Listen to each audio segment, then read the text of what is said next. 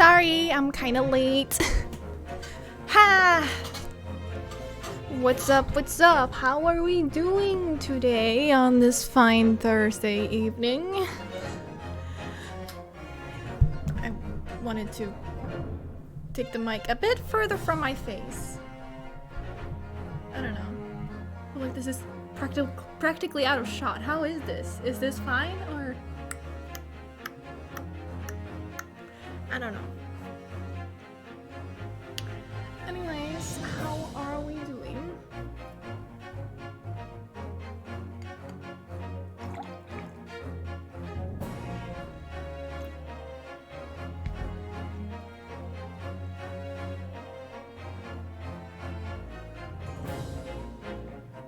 I'm glad you're doing good. I'm also okay. So, is the audio okay, by the way? Or am I quite low right now? If I am, I can just turn up my mic a bit.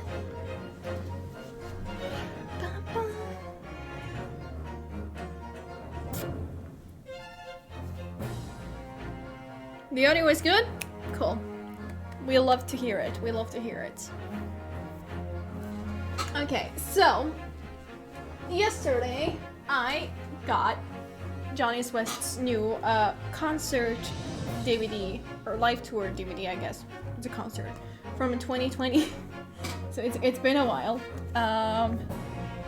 This is what the DVDs came in. So we have this, and then we have a booklet filled with a bunch of images from the tour. Very, very nice high-def images. We love to see it. And in here we have the DVDs. This, and I believe this is the set list. Yeah. So, and they're all black. Yes, they are. I was kind of shocked at that, actually. Because I don't know, they don't usually look like that. Very simplistic, not like them. But not only that, it almost looked empty. Exactly, I thought it was like empty, and then it was like, no, wait, the DVDs are in there. I was like, well, okay.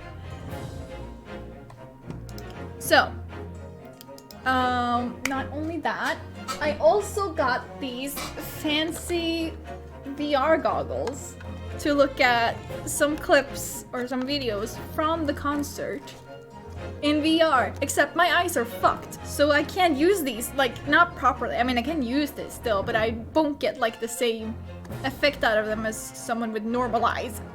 It's the same with 3D glasses, so... I know, right? They really just handing out VR here. No, but this was like a limited edition. Not everyone could get these. But I was early on, so I could get these. Very snazzy looking, if I may say so myself. And they work. I mean, they don't really do much. They just hold your phone and make sure you look at them through those lenses. That's it. But my eyes are fucked and my depth perception is kind of shot. So, you know, whatever. Their commitment to rainbows? Yes, I love it so much. But though it's kind of like a normal thing for like every group in their agency. Like they have like their own member colors and they like signify something special and stuff. So, yes. Anyways, I just wanted to tell you a bit about that. What else? What else? I don't know.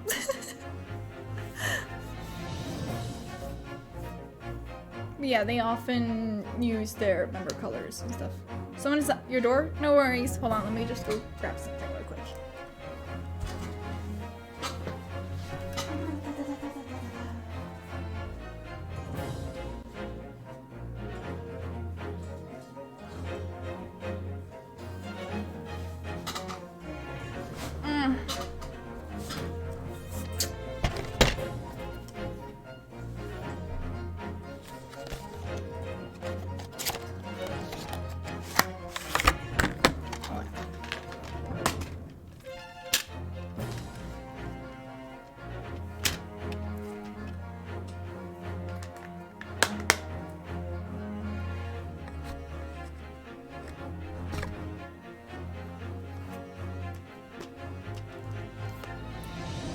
I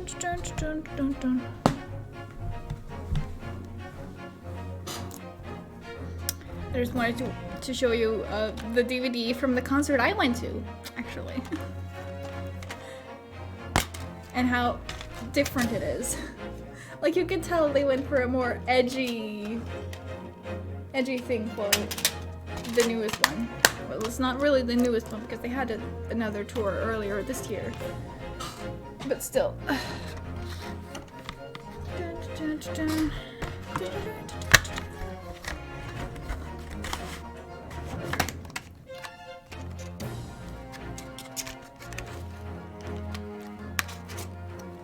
It's very, very cute. It's like a little TV.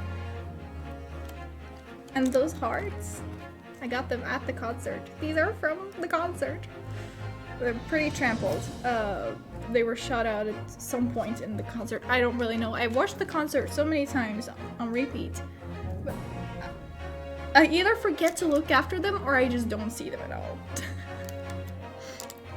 But generally, what is like the most valuable thing when it comes to like confetti and stuff, there are like these long streamers that they shoot out at the end of the concerts.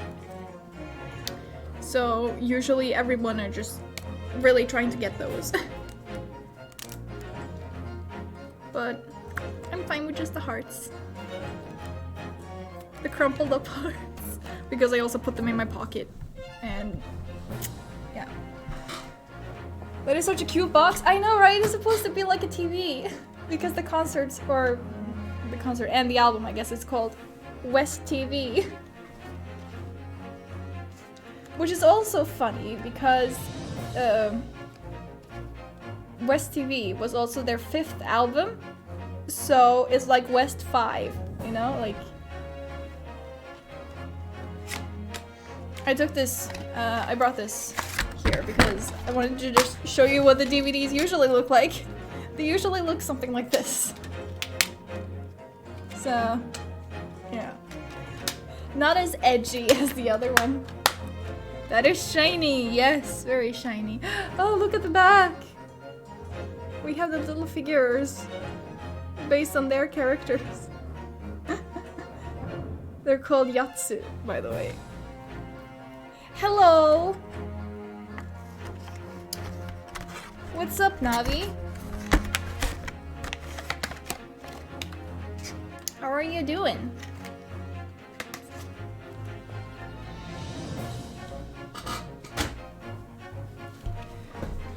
Well, I think that's enough idle chatter.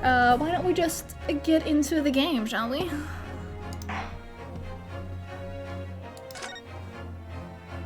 Trial part 2, let's go. I don't remember what happened last time. It's fine. We'll figure it out.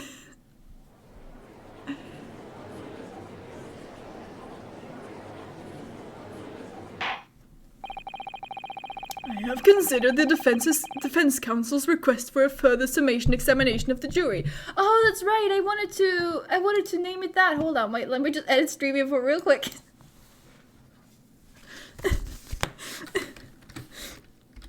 Summation examination to electric boogaloo. That's what I wanted to name it. There we go. Oh, I didn't even think about Soseki, to be honest. I was just like, I don't know what to wear. Aristocats, sure. Why not? For a further summation examination of the jury. And I have determined that the court must uphold the defense's judicial right to this procedure. 3? I didn't write 3, I wrote 2! Damn it! When did I write 3? I know how to type, apparently. 2, there we go.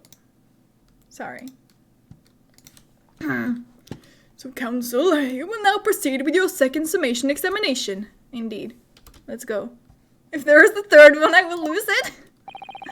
I presume the jury is ready, Mr. Foreman. Well, maybe for the last one, considering it's like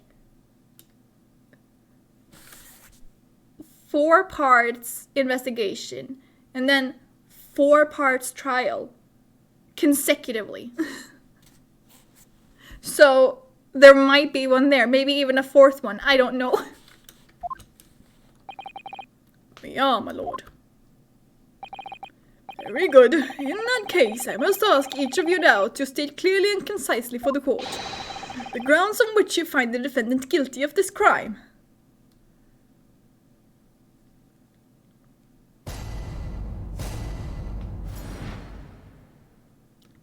Let's go. The accused left behind evidence at the scene, didn't he? Those 3 books of his. Ah, yes, those 3 books, that's right. If there was some novel alternative explanation about how the victim was stabbed, I might reconsider. Even if the woman was throwing books, it can't be related to this crime if the window was closed, can it? Dear me, it was only a little book, hardly life-threatening, even with a direct hit. Look, I just want to get this over with. If I don't bring home some pay tonight, I'll be in a tidy bit of trouble. Come to think of it, we had a fire tube a while ago. It gave me the sneezes. The sneeze? Okay. Because of all the ash then? Or... yes, considerably more tangible arguments from all members of the jury this time around, it seems. With one notable exception, of course. A learned student friend was unable to find fault in the previous witness testimony. So the court must accept the fact that it was indeed the accused seen fleeing from the scene. Well, I don't like how close it's to my keyboard. And moreover, stop doing that. No one else was even at the scene to commit the crime. Well, if the eyewitnesses are correct, it would seem as if the conclusion is somewhat set in stone. I fail to see how it can be argued any other way. Damn it, my fucking mic isn't just being an annoying bitch right now. Well, wait. I'm smart. I can literally just do this, and I can pull that down a bit. Fix that, and like this maybe, and if I just pull it more to the side, can I actually see the screen? Yes! Alright, good. That means, I'm afraid, that during this summation examination, it's essential that you establish some other tangible explanation for the facts. But how? What would even constitute a tangible explanation here? Isn't it obvious? Who stabbed the woman and how? Those 2 details are all you need to provide. Simply give us a name and a method by which the attack was conducted. And there I was thinking this might be hard. But Mr. Naruhodo, you have to do it. Otherwise, this really will be where the trial ends. No pressure, then. That's quite enough preamble. Proceed with the summation examination, please. I presume you are prepared, counsel. Oh, yes, my lord. All right, Runosuke, focus your mind now.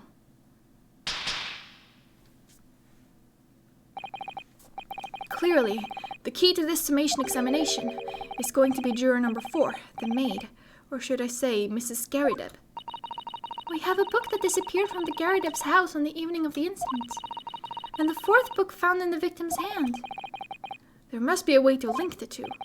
Yes, that's what we have to find, using every technique I've learned in my short career so far, whatever it takes.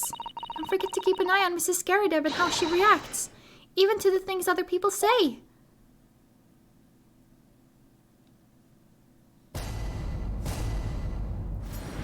Yes, walk. Please walk for me. Not yet, I guess. Okay. Those 3 books of his. Okay, let's just press everything. But as we know, there were 4 books, not 3. Well, what difference does it make? Can I... Oh, I can. I'm looking at you. Excuse me. Nope, I didn't mean to do that.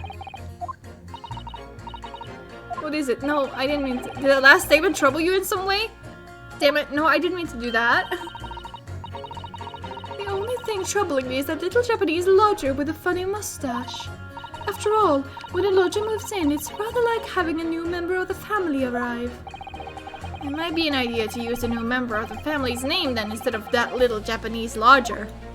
But the point is, it's very difficult to know what would make a good welcome gift for the man.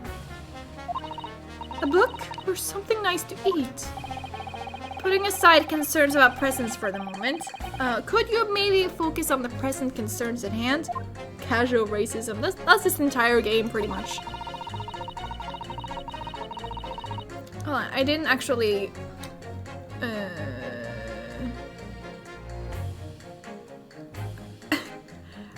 I'm like, how does... Okay, there we go. I forgot how to play this!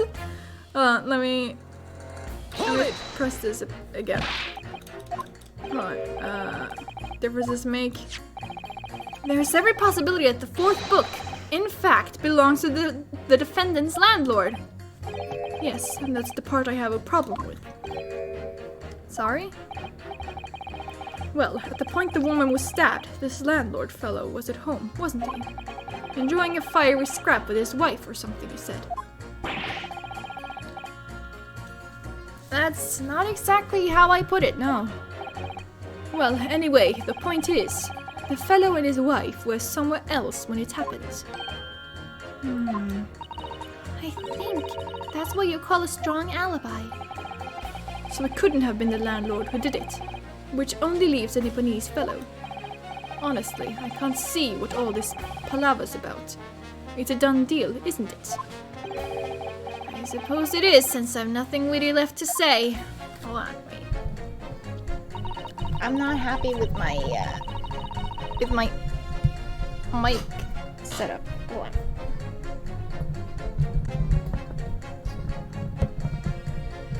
Actually, if we did, anything to practically like hide it. Is this okay? Hold on. Is this okay? I don't know. Why do people change between Nipponese and Japanese? I don't know.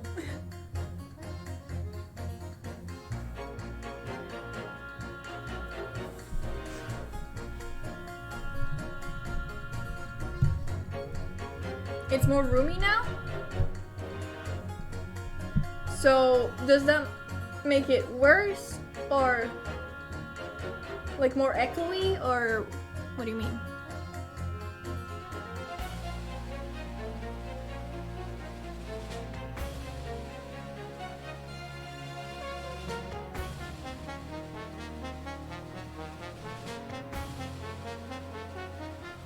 Like I'm talking in an empty room. Hold on. What about this one? This is the same one I used when I was streaming with my sister the other day.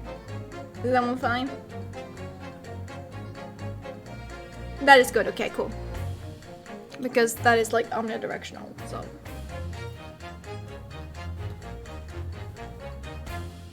Alright, let's press U. So, you might be willing to change your decision, you mean?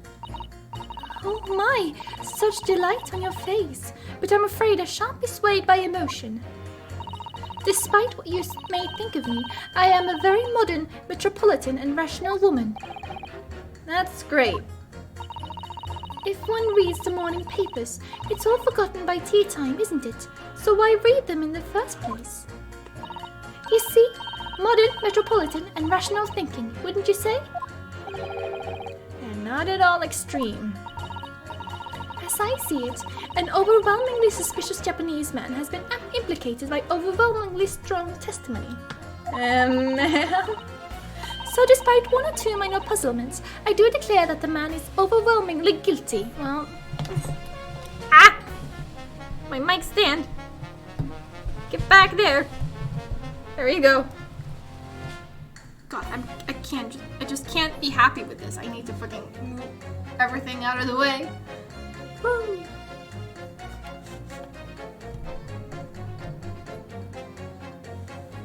But now he's really close to my... okay, whatever. I just don't like having it too close to me.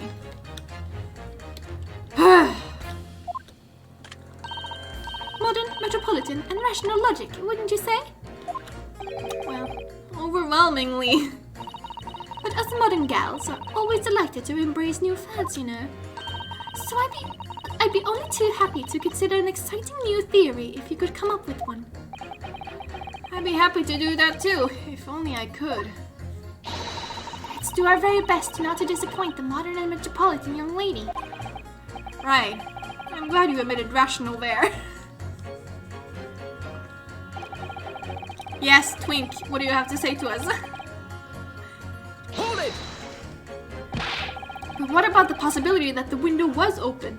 She is not rational. At least Susato knows. Twink power! What about it? I mean, there's just no way it could have been. How can you be so sure? The prosecutor fellow over there said it earlier, didn't he? Winters in London are no joke. You don't want to invite that sort of cold indoors. So no, that window wasn't open, as Londoners like sitting by the fire and staying warm, see? You couldn't categorically state that the window wasn't open, could you? It just wasn't. They wouldn't have opened it. Then what's the point in even having windows, huh? Counsel, you will kindly refrain from childish bickering. Oh, sorry. Somehow, I need to show there's an undeniable possibility that the window was open. Because this young man isn't going to budge otherwise.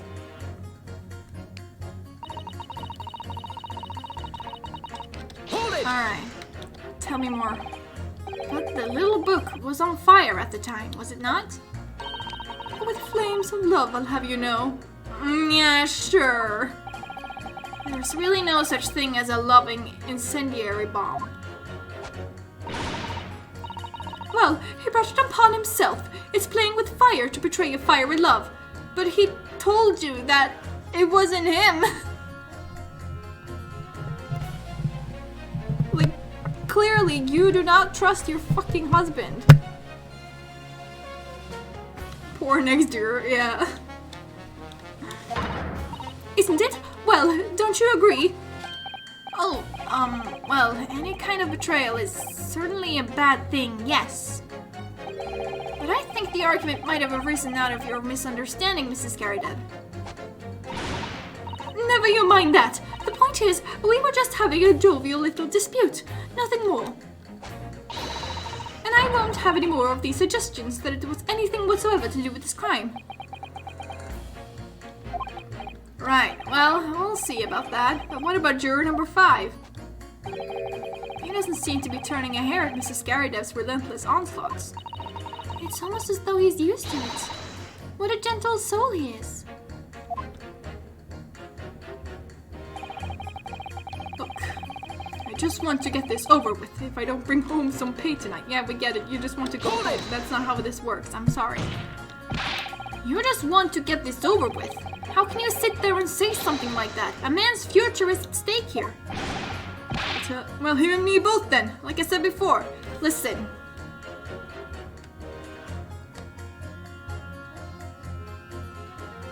You can consider yourself lucky if you don't get to eat for a few days. If Soseki loses this trial, he will die. Do you understand that?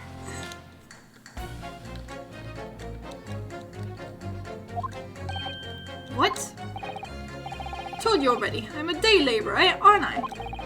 If I don't bring home some readies with me tonight, you'll find me floating face down in the Thames tomorrow morning. What? You heard me. My missus isn't one to mess about, you know. She can be fierce, believe you me. This man is here to get bread and that is it. True. Another shining example of marital bliss then. A situation like this cropped up the other day. It was, well, do you know, it's funny, but I can't quite remember. Sorry? It was too frightening, that's the thing. I must have blocked it out. Helpful. I wonder if Mr. Beatty will ever be dragged into the Thames by his scarf. Don't even go there, Mr. Soto. Thames. I struggle. There must be some way to jog his memory about this.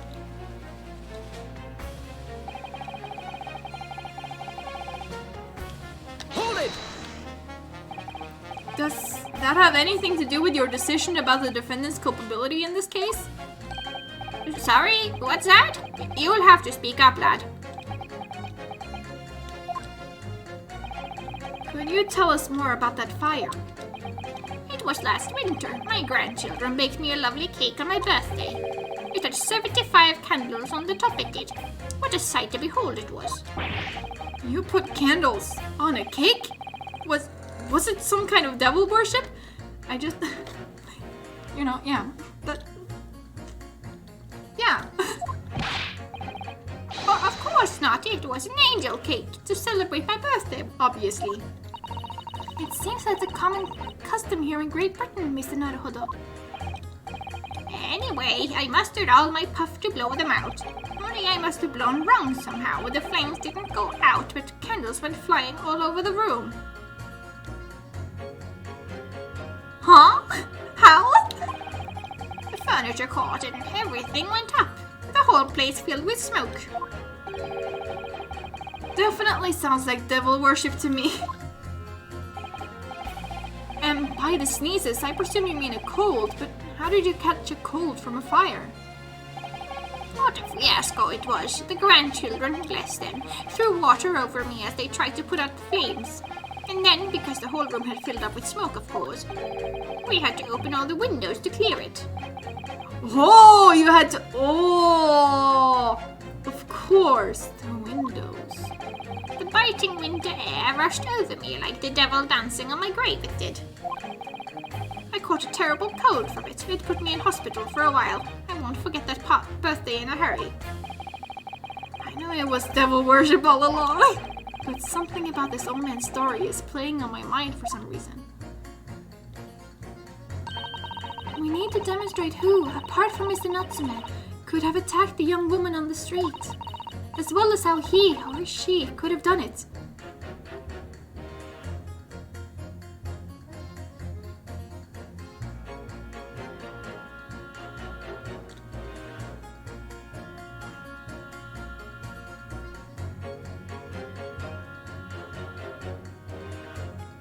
She must have caught the book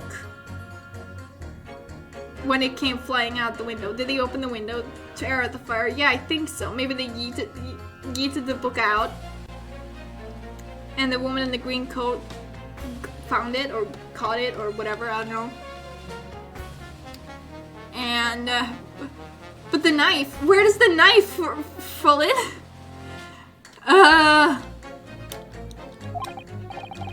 Yes, but once again, the jurors' statements are full of personal prejudice. A lot of them seem convinced they're right, even in the face of logical arguments to the contrary. I think you're going to need to pit them against each other to force them to accept an alternative explanation. Yes, I don't necessarily need to find contradictions between their assertions. Just a connection might do the trick. Alright, I'll see what I can do. If anything stands out, I'll go in for a strike. That's the spirit! Alright.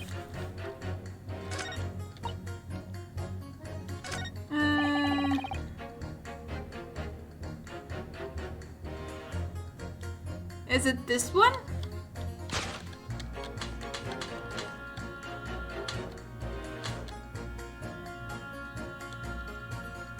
Objection! Yeah. These two juror statements clearly contradict one another. They do? Oh, exactly, counsel.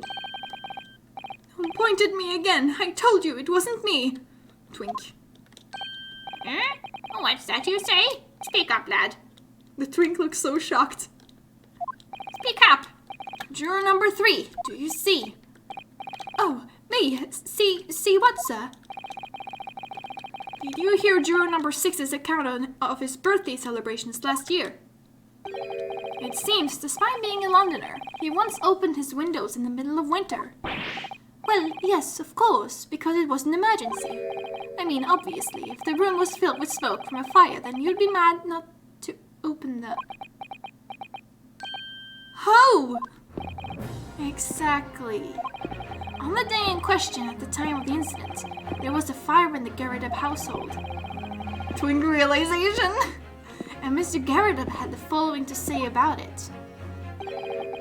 The whole place filled with smoke. Oh my. Oh. Okay. Excuse me. Juror number 4, do you have something to say about that?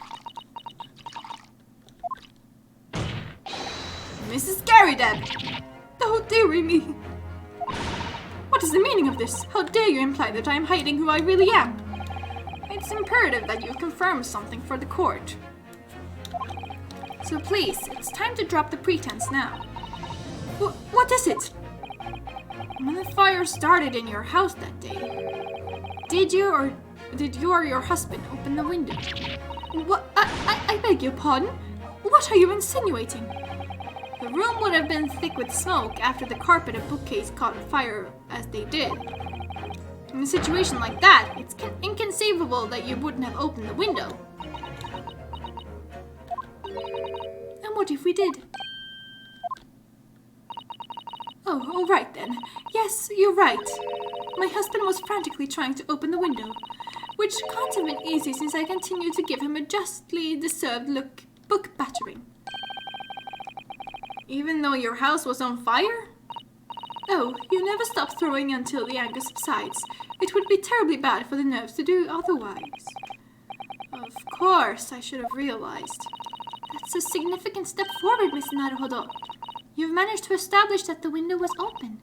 We simply must have that added to Mrs. Garadeb's formal statement.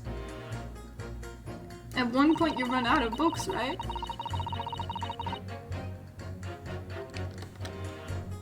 Hold it! Okay, so the window was open, but she had forgotten it. The 4th book found at the scene of the crime shows very obvious signs of fire damage. And the title of the book is The Lion's Pride. The same title, in fact, as the book that Mr. Garadeb told us he had been reading. Well, I really couldn't say. On the day in question, did you or did you not throw at your husband the copy of The Lion's Pride that he had been reading?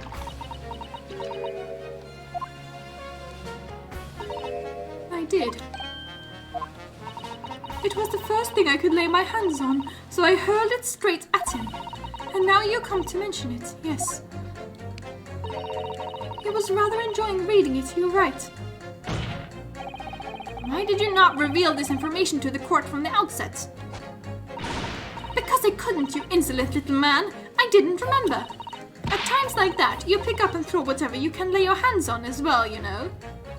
Like a knife? I really don't. I barely noticed I was throwing a book, much less the title of it.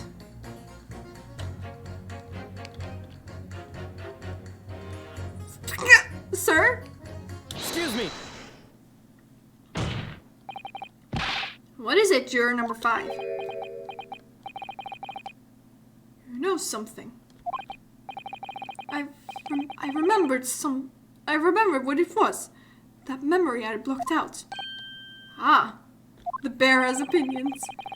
I was listening to what this granny was saying, brought it all flooding back. Who are you calling a granny, you cheeky devil? I'm Mrs. Garadeb, or the maid, I'll have you know. The man doesn't even flinch. Please tell me that's not because he's so used to being hit all the time. Yay, domestic violence! Woo!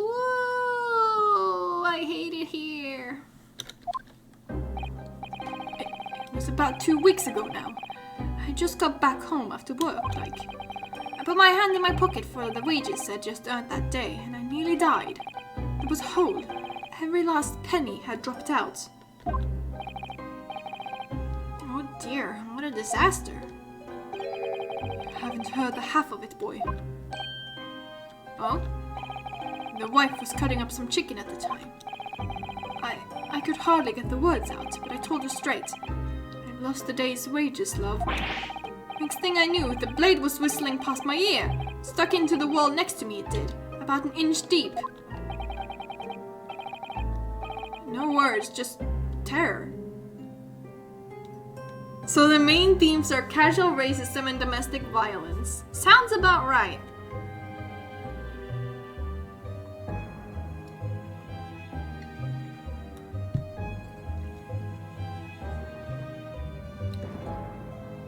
I wanted to say, like, if she's so upset that he can't get the money, why doesn't she work herself? But that wasn't the normal thing back in this day. I don't even know if women were allowed to work. History still is not my strong suit.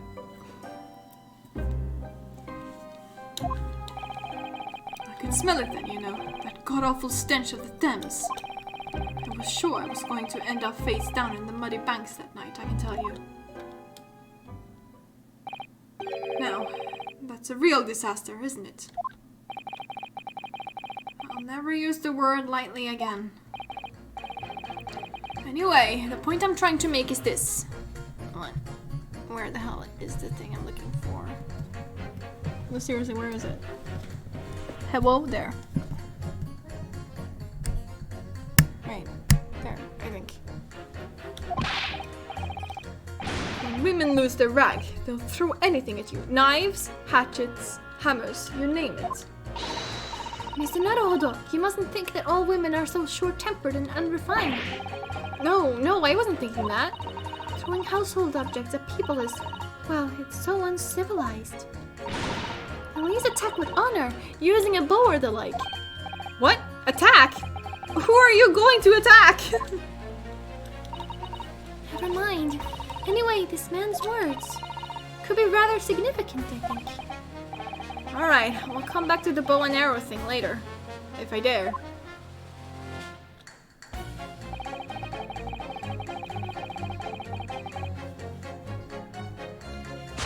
Alright. And her. Objection! Fighting with a bow is more honorable. I mean, to be honest, with a bow, you kind of have to, like, line up the shot. Like, with a knife, you can just, like, grab it and throw it, you know?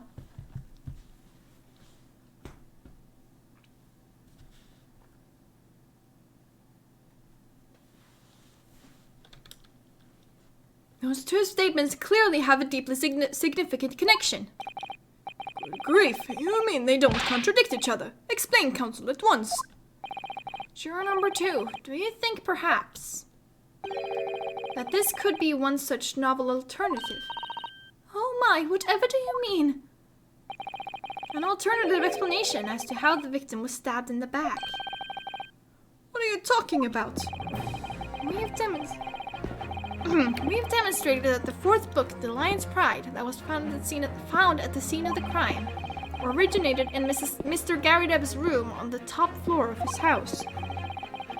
Therefore, it's equally possible that some other object besides the book could have found its way from the Garideb household to the street below. Eh? What's that now? After all, Mrs. Garideb could have thrown any number of different objects at her husband. Isn't that right, juror number 4? What are you insinuating now, you little beanpole? Okay. I'm beginning to think that ever since the true origins of this book came to light, perhaps she's had a feeling this might be what happened. You listen here, you Eastern Gala. As the foreman of this jury, I demand a straight answer. You gave us this yarn about some other object making its way out of the house, but what? What is it? I'm really taking a big gamble here.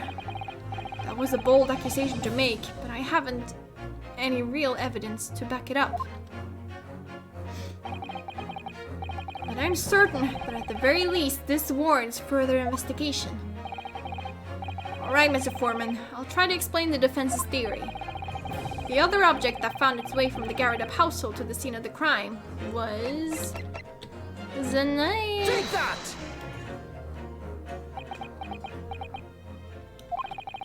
Juror number 4, Mrs. Garideb. What now? I must apologize in advance for this. But I need you to confirm something else for the court. This knife. Have you ever seen this knife before? Lord Counsel, what on earth are you doing? That's the weapon that was lodged in the victim's back, man.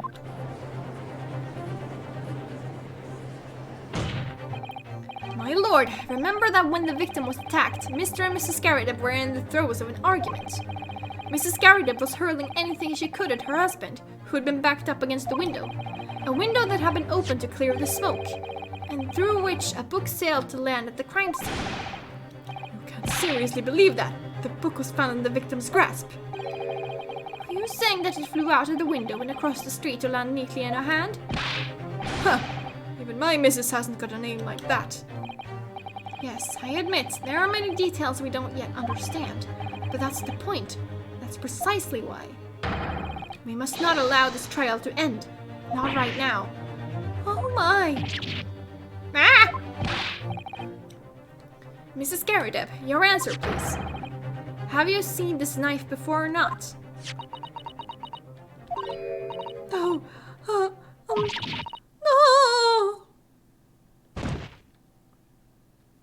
Wow. What a great answer. Truly.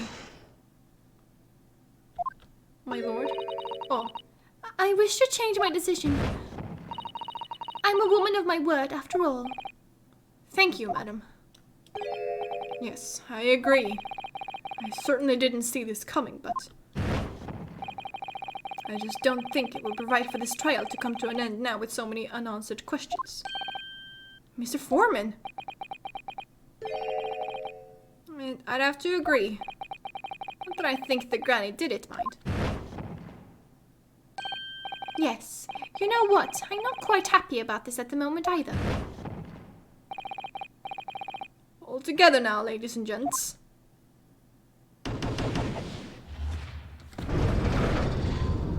Ladies?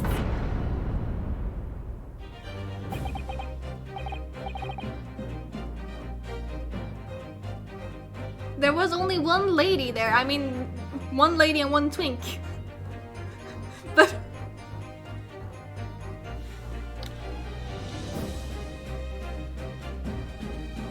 we did it. Oh, congratulations, Miss Naruhodo. so, as a result of the defense's summation examination, a number of jurors' leanings have changed. 2 jurors called guilty against 4 now calling innocent. Accordingly, the opinion of this court is divided. And this trial will continue.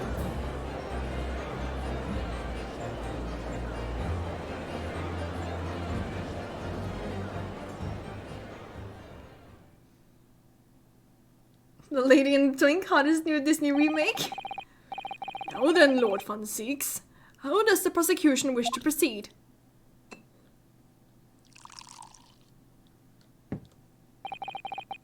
By having a motherfucking drink. This trial is rapidly descending into a farce.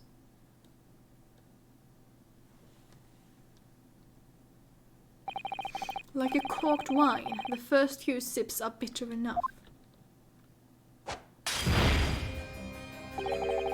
But what follows is so repugnant, it's good for nothing, save the gutter.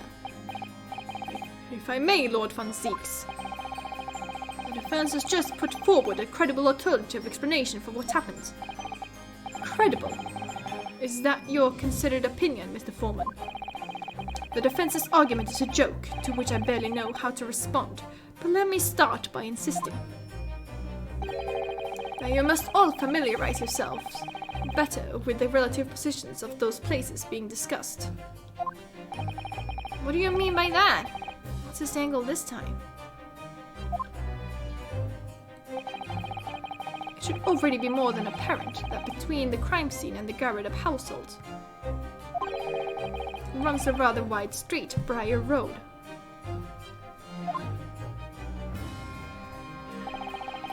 Which means that the distance from the Garideb's house to the scene is some, yes, 15 yards. Let me see, 15 yards. That's around 14 meters. 14 meters? Oh, that's a little farther than I'd imagined. And, as you ladies and gentlemen of the jury rightly noted as having portentous significance, the fourth book was found in the victim's clutches.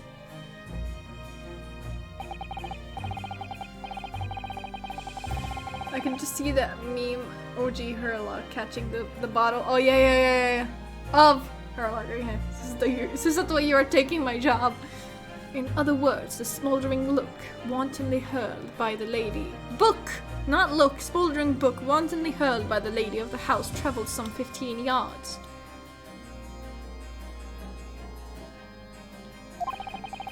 To land on the opposite side of the road, neatly between the collapsed victim's fingers and thumb. Is that your final conclusion, my learned and deluded friend?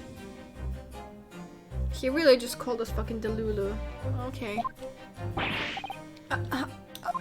And did the jackknife follow a near identical trajectory to plunge into the middle of the victim's back?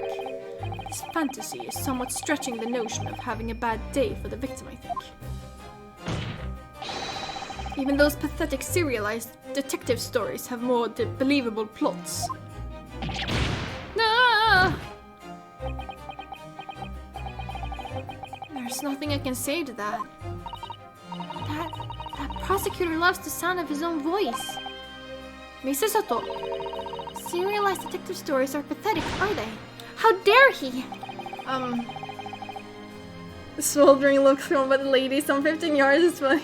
Well, you're not wrong, but the Vampire Daddy, those stories are mostly real. At least in this universe. Maybe let's pick our battles here. My lord, might I be allowed to speak? As judicial assistant, you may speak for the defense, yes. Go ahead.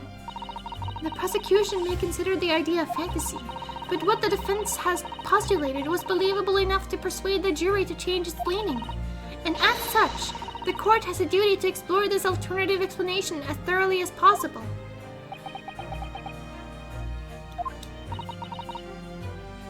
To that end, juror number 4, Mrs. Joan Garrigan, must be called to testify and submit to cross-examination. Saints alive! A cross-examination of a juror!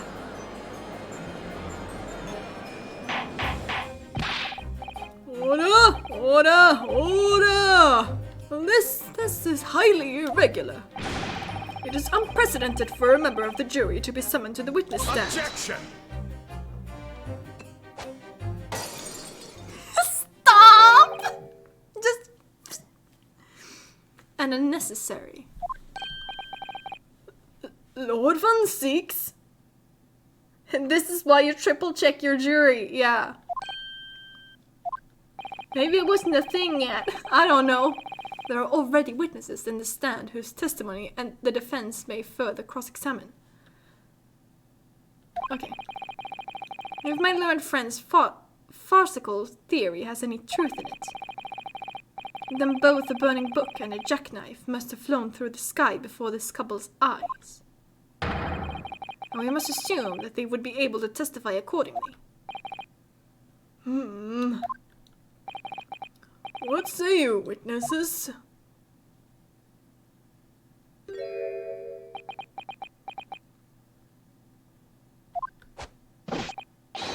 Yes, sir! Constable Rowley... Is it beat or beating? I don't know. Reporting for duty, sir! Well, good morning, officer. Sorry for dozing until now, sir. I haven't slept for a month on account of a villain who's appeared at my beat, sir. It's probably beat. Oh, they are so heroic, these London bobbies. Patricia, my darling, I've been neglecting you, but no more. Oh, Rowley, my hero, you make me swoon. There are processes to prevent this kind of bullshit, but was it in the early 1900s? Very well. I hereby reject the defense's requests Oh, and order the witnesses in the stand to testify again. State forthwith before the court any details pertaining to the defense's alternative explanation of events. Yes, sir! He is finally awake. Never mind.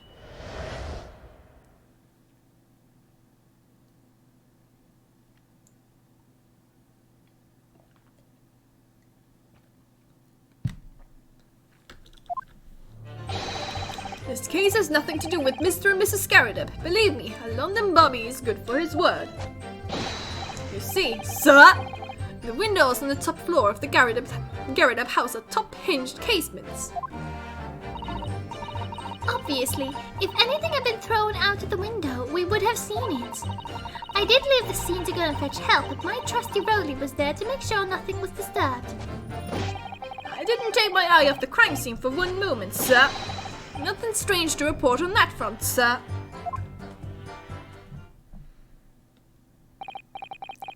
Well, this is quite startling. Top-hinged casement windows. That detail was not in the police report, Constable. Ah, yes, sorry about that. I must have been a little drowsy. You cannot excuse your sins with drowsiness every time, Constable. No, sir! I'm sorry, but what exactly is a top-hinged casement window? And you cannot excuse your ignorance with such trite remarks, my learned friend.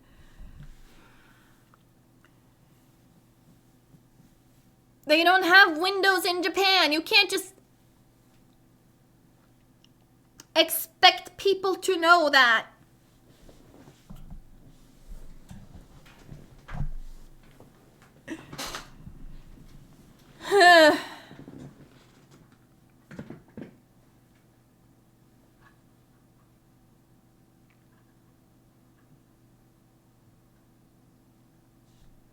At least they don't have windows in the same way. Of course, sorry. I found it, Mr. Naruhodo. Cast your mind back to the windows in Mr. and Mrs. Garadeb's room. Check your privilege, why not? Alright, I'll try. So the window opens in order to allow air to circulate inside the house. But as it's a top-hinged casement window, it swings open along the upper edge, you see. I'm glad you rectified your ignorance. A casement window's most prominent feature. Is its stay, a metal bar which prevents the window from being opened beyond a certain amount. It prevents it opening? This is all news to me. Absolutely correct, sir. In other words, if a book or knife were to have been thrown through the open window, it would have clattered against the pane and fallen straight down to the pavement below. Oh. You see the problem then. Good. Your education in windows is complete. Stop. There was never any possibility of either the book or the knife traveling 15 yards over the road. That is, unless the window pane had been shattered, something we've discounted already. That can't be. Did you see that, Rolly? That young Japanese man just collapsed in agony. Oh yes, my darling. I saw it. I saw how he crumbled before me. Oh, Rolly, you're so strong. How is this happening? I haven't even started the cross-examination yet, and already my argument's been destroyed. Counsel, if you could drag yourself upright again. The court awaits your cross-examination. My lord. Oh good. Another desperate situation.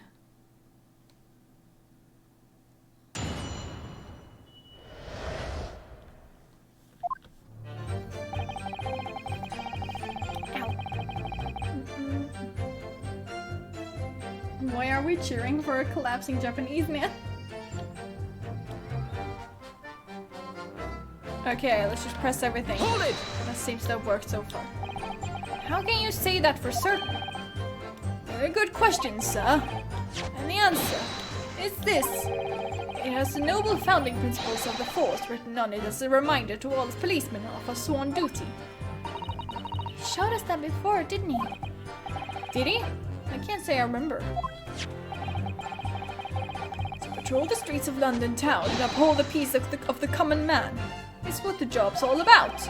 And that's why I can stand here today beside my long-suffering wife and tell you a Bobby is good for his word. While rubbing my tired eyes admittedly. Sir! Oh, Rowley, you're so manly. I swear he's the Twinks' brother. Like, there is no way he's not. He just looks too much like a twink himself. I can't.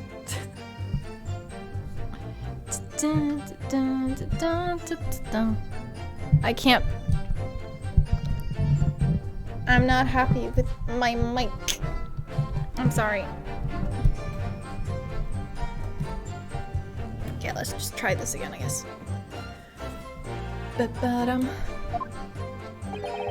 Of course I am, my darling Patricia. Oh, Pat. Oh, Rowley. No, none of this is what I meant. Turn that down a bit.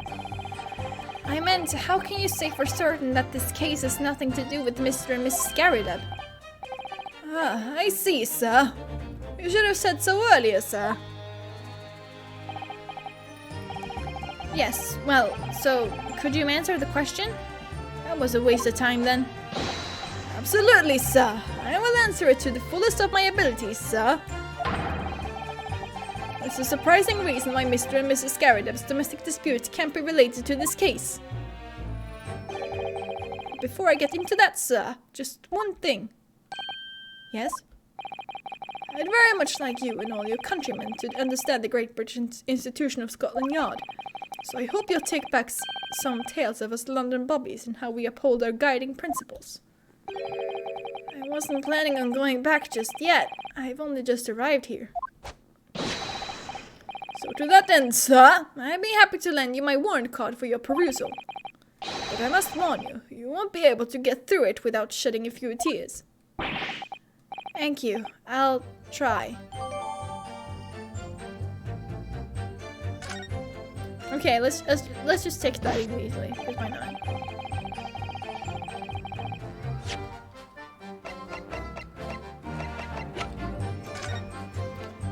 Item 1. A policeman will strive to preserve the peace within his allotted beat. A patrolling officer is expected to walk 20 miles around his beat every day for the furtherance of community relations. Any crimes fall under the jurisdiction of the beat in which they are discovered. When a crime is discovered on his beat, the policeman must assist with initial investigations and help detectives.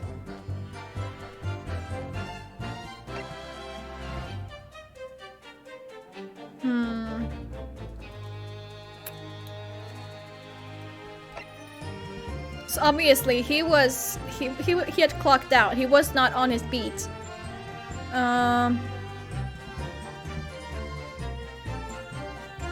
But he did get Patricia to go to the nearest police box. I remember that.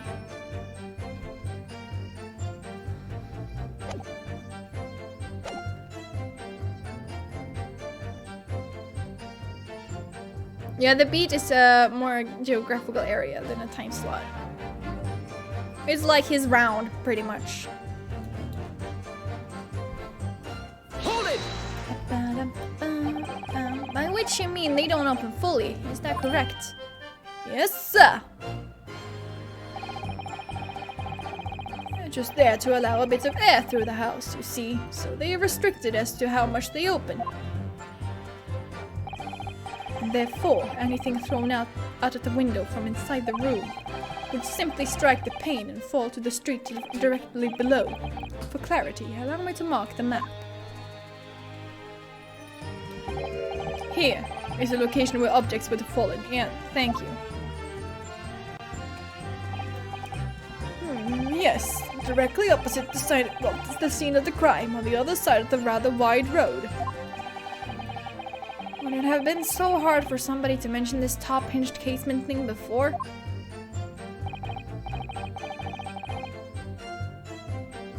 If it had happened on Rolly speed, would he have been forced to stay and help even though he had clocked out? Maybe? I don't know.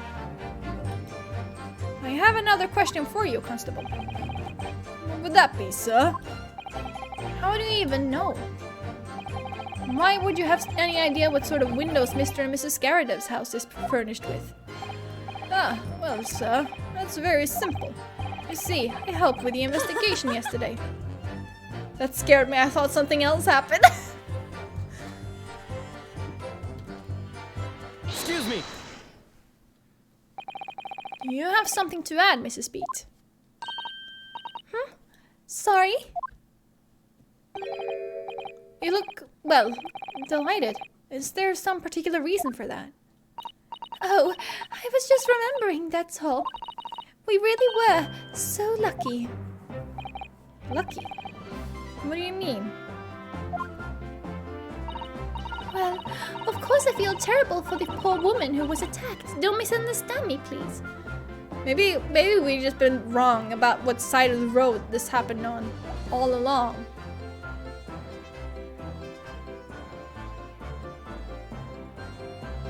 And then it actually happened on right outside of the window. Would that surprise you? It would not surprise me at all. Don't misunderstand me, please. We were just so lucky that it didn't happen on Rolly's beat. It was so close, you see. Oh, I hadn't realized. Oh, yes. That street, Briar Road. That's the boundary between Rolly's beat and the next one. Isn't that right, my love? In this game, there is no updated autopsy report, but rather updated crime location. I mean, there's been that several times. Constable Beat. Oh, yes, that's right. That's the reason I was helping out with the interviewing the occupants of the Garadev household yesterday.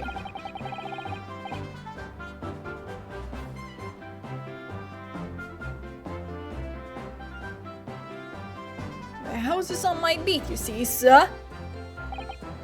That really was cutting it close then. Ah, I get it.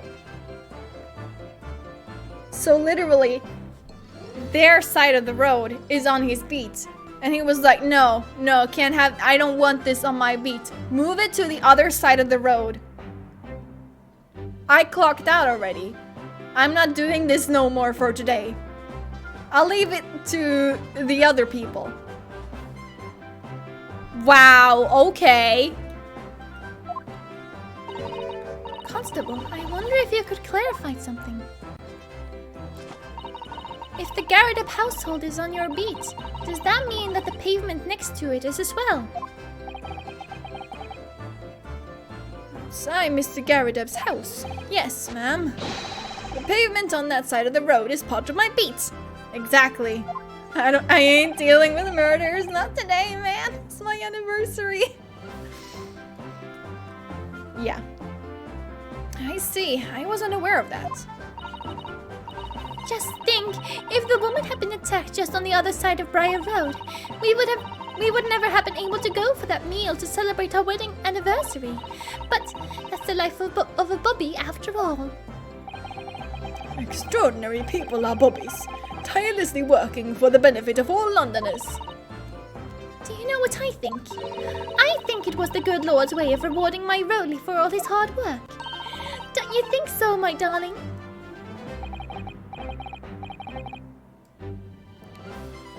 Oh, he so did move the crime scene, yeah. That must be it, Pat, my love. That must be it.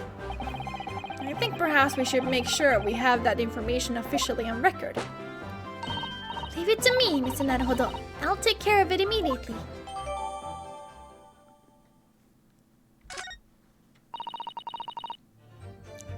it's my turn, I think. Anything in front of the window, you would have seen it. Hold it! Press that. But according to my notes here, the sun had gone down already and it was dark. Oh, but Rowley and I were strolling along, gazing at the night sky and looking for a lucky star. Sorry? The star that would guide us to eternal happiness. Can't it guide you to answer the question? A flaming book had cut across the sky in front of us. It would have lit up like a shooting star. And if I'd seen a shooting star, I would have made a wish upon it. Let Rowley be an inspector, I would have said, 3 times at least. Of course, with the smog and everything, we couldn't actually see any stars. Okay, so what happened? The book came flying first. And it probably landed on the ground or something. And then that woman with the green coat, she bent over and picked it up. And when she did that, Mrs. Garrideb yeeted that fucking knife. It hit the... what was it called? A stay? Was that what it was called? And fell down. No, the stay was the other thing. Never mind. Anyway, it hit the window and fell down and hit her in the back.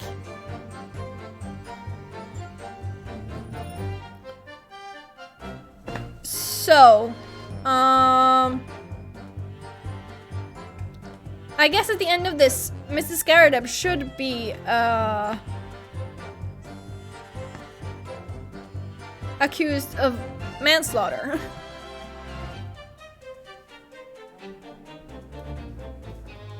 Though one may argue that her intent was to kill Mr. Garrideb, so who fucking knows, really?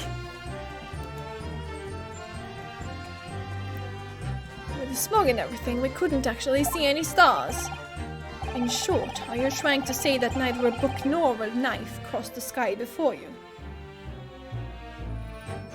Oh yeah, fuck, that's right, she's still alive, you're right. I forgot about that.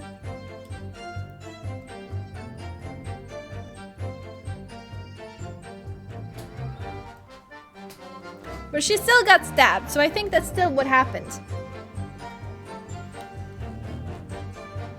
Have we inspected the knife at all? Yeah, I have.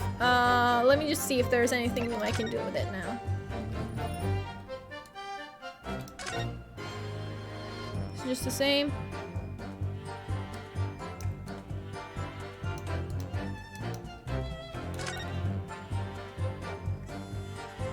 Yeah, I can just open and close it, that's it.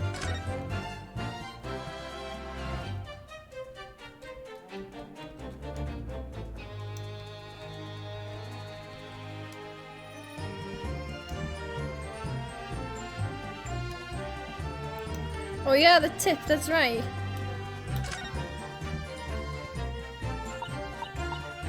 Just the tip, a small piece of the blade appears to be missing, you're right.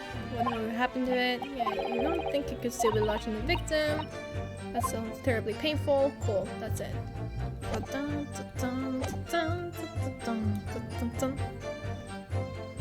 Are you trying to say that neither a book nor a knife crossed the sky before you?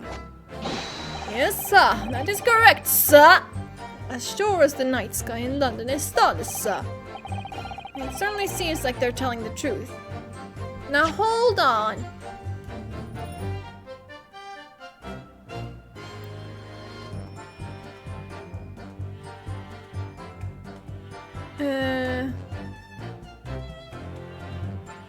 Okay, they were just gazing at the night sky and looking for a lucky star. Okay, cool. But why? They wouldn't actually have been able to see any stars anyway. What? And then we saw the poor woman fall to the ground, so we ran straight over to help her.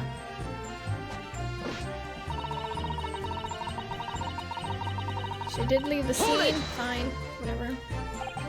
Yes, you said that you went to a nearby police box to fetch another officer. Is that right? That's right, yes. If it had been on Rowley's beat, I would have known exactly where I was going, of course. I feel bad, my love. You can't be expected to know the location of every police box on every beat. So Rolly told me the way, only I sort of got a little lost on the way. Oh, Rolly, you did not just drag her over there by yourself and then gaslight your wife into thinking that no, it happened on this side of the road. You did not, sir,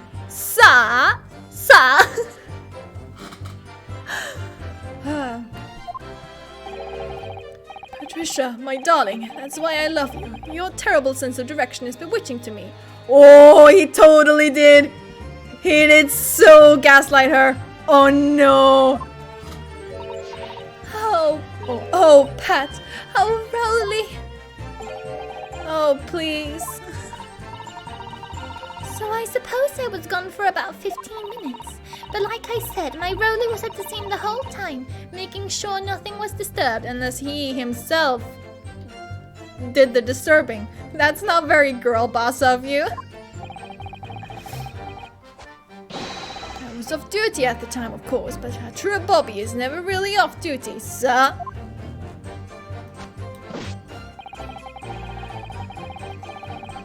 Didn't take my eyes off the crime scene for one moment. Of course not. Nothing to report. That's correct, sir. I had my eyes wide open the entire time. Never looked away for a second. No one else approached the scene and nothing was removed from it. I can swear to that on the yard's honor, sir. Really? That seems a little strange. Beg your pardon, sir. Strange, sir? Seems altogether regular to me. This burned copy of The Lion's Pride was originally in the Garrett household. So the question remains, how did it find its way into the hand of the victim? Can you shed any light on that, seeing as you were at the scene of the crime the entire time? Aha! Could it be a different copy, sir? One that just happened to be burnt as well? Are you done? Even if that were possible, why would the victim have been gripping a book like that in her hand? As we can see from this photographic print, she had a bag over her shoulder. Well, sir, that book was in the lady's hand from the moment we arrived at the scene. Is that so? There's something about this statement that's not sitting right with me. The two mysteries of how that knife ended up in her back and how that book ended up in her hand. There must be some common thread between them. Can I ask you something, please, Mr. Lawyer, sir? Oh, yes, of course. What is it? You're doubting us, aren't you? I can tell. What? I wasn't really... I mean, what's she doing? Please, just because I'm a woman, it doesn't make my testimony any less valuable. You might just see me as the wife of a policeman, but I am a woman of my word, I am. I don't think he is a man of his word, though. I really don't remember ever suggesting that I doubted you. No excuses. I don't want to hear it. My voice will be heard.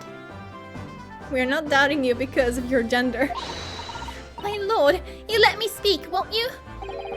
Yes, Mrs. Pete, I will allow you to supplement your testimony if you so desire. Sometimes the path of least resistance is the sage one. That was a very loud mutter. I heard that. That Japanese man thinks the policeman's wife's word counts for nothing, does he? Well, watch out, sir. I might let you get away with something like that, but my Rolly won't. Duly noted, Mrs. Pete. Please, I humbly ask you to continue. What could she possibly be about to say, I wonder? I know what I saw. My eyes never let me down. My sense of direction is a little off sometimes, though. Okay. Alright, press this. Hold it!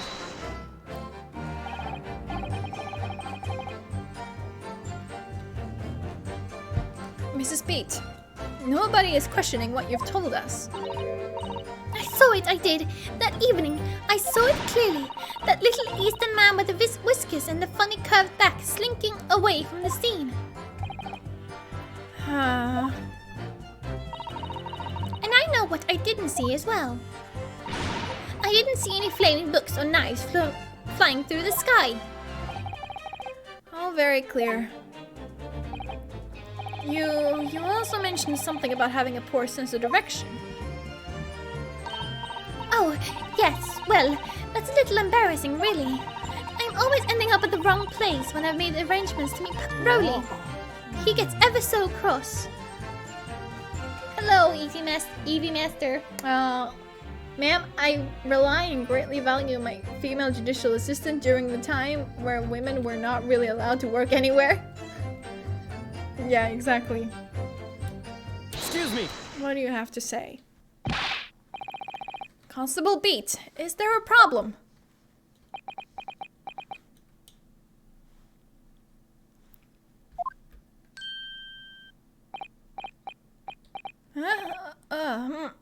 No, sir. No problem, sir. Did your wife's remarks just now bring something to mind, perhaps?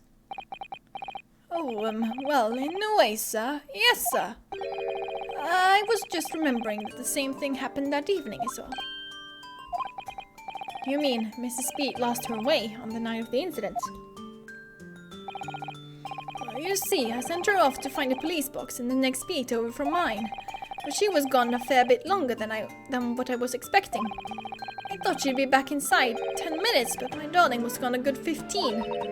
Oh, Roly, you're such a tease. But the reason I was so long was because of the bouquet, silly. The bouquet?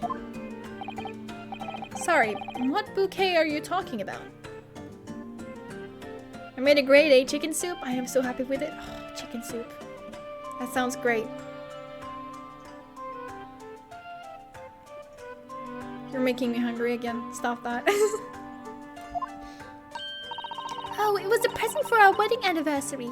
Roly's so romantic.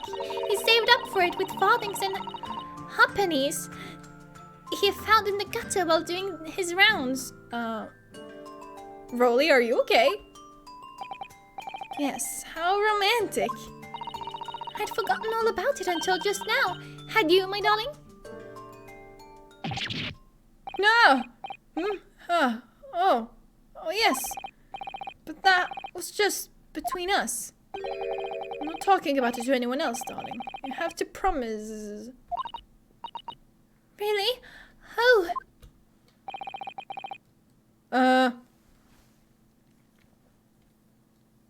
See, here I thought that Patricia was the one being fake.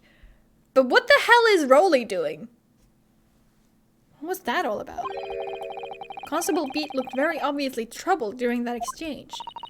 I'm afraid I can't offer any useful insight, Mr. Naruhodo.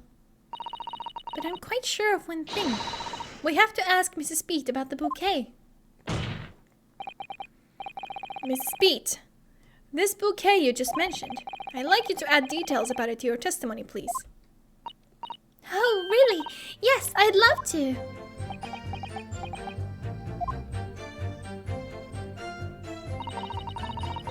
I dropped my bouquet and ended up losing my way for a while. Okay. Hold it! You mean you dropped the bouquet at the scene of the crime? Yes, that's right. Oh, I was so upset. When we ran over and I saw it was a woman with a knife in her back, I was so shocked. I dropped the bouquet Roly gave me. It was in a dark spot where street lights weren't casting any light, so I didn't notice it first. That seems like something someone who tampered with the crime scene and forgot the bouquet would say. And then you went to the police box to report it to the policeman whose beat it was on. Yes, and I came back to the scene together with the other constable, you see. That's when I spotted my bouquet again, but the funny thing was, when I went to pick it up, it wasn't nowhere near the victim's body at all. Oh. Uh-oh. In case you need reminding, Mrs. Beat, the victim is not deceased. I was all flustered for a moment before I heard a voice calling me from the other side of the road. Your husband, presumably. Ma'am, that seems like proof. Exactly. That's right, silly me. I'd gone over to the wrong side of the street. Or had you? Although I'm going to blame the bouquet this time. I can't think how it got there. I really can't. So the bouquet somehow moved from one side of Briar Road to the opposite. Curious indeed. Isn't it? But the worst of it is, I forgot to pick the bouquet up again when we left the scene. That beautiful rose Rolly bought me. When that change from the gutter he spent so long collecting. By bouquet, do you perhaps mean this sorry solitary rose? Oh, yes! Yes, that's it! That's the bouquet Rolly bought me for our anniversary, with old bits of change he found in the gutter. Maybe just call it a rose. Tell us, Lord Von Zieks, where did you come by this flower? According to the report by the police officer in charge of the crime scene investigation, it was found on the edge of the pavement in front of the Garadeb household. Boom! Fucking knew it! Yes! Rolly just wanted to spend his anniversary with his wife. Like, I get it, but still.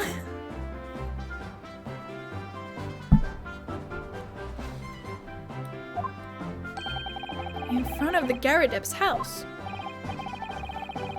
Although it wasn't noticed until the morning as it lay where the street lamps cast no light. It was believed to be of no relevance to the case since it was found on the opposite side of the thoroughfare. Oh, thank you, sir! Thank you! Could I have it back now, please? That ain't worth getting a man killed for? Well, their anniversary is obviously more important than some Japanese guy's life. Like, who cares about him, am I right? No, I think for good measure this rose should be added to the court record as evidence. Oh! Okay, yes. But it's a symbol of our love. Okay, I don't care. Let me take a look at this bouquet.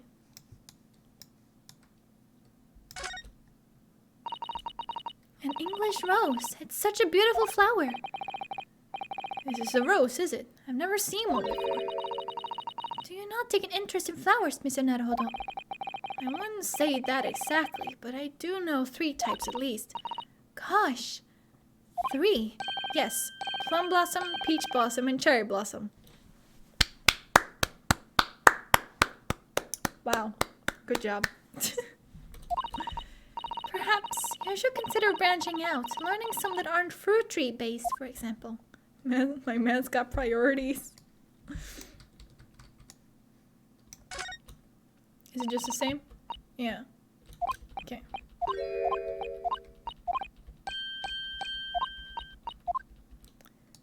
Was that it? It's a bit disappointing.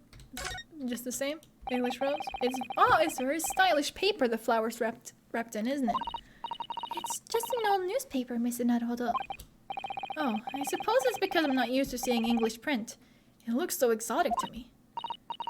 I see. Is something wrong? Oh, no. I was just thinking that if you wrapped a stone-baked sweet potato in English newspaper, it might look like some sort of fancy cake. Ah, Susato-san, you do love your cakes.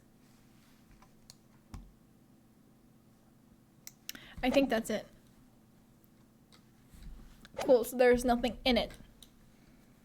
It's a symbol of our love. I want it back after the trial. Do you hear me? I want it back. Great. Rest assured that I shall do my very best not to forget, Mrs. Pete.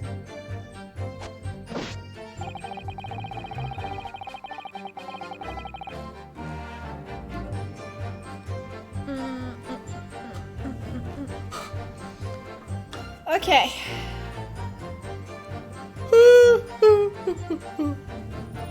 Okay, what does Susato-san say if we just continue here? Well, Mr. Naruhodo, what do you make of all this? Yes. The whole idea of an invisible attacker has been troubling me all along. But I believe I'm starting to get a picture of what really happened here now. The fourth book that had no business being at the scene of the crime. Made me sure that Mrs. Garrett was hiding something from us. But it's becoming increasingly clear that someone else has been hiding something from us as well. I think I may already be armed with everything I need to strike a decisive blow here. This time, it's going to expose the whole truth about this mysterious affair.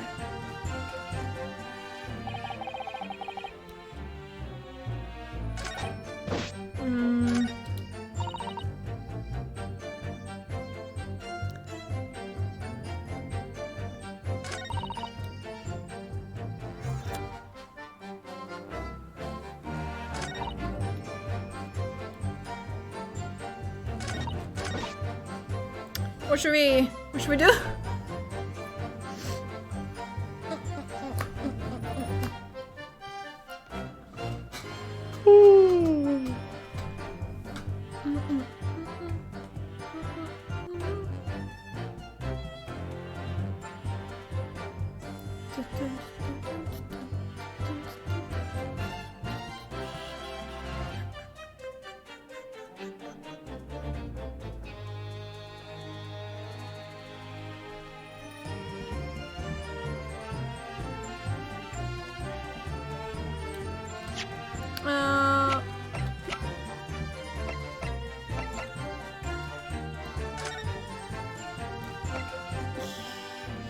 Where?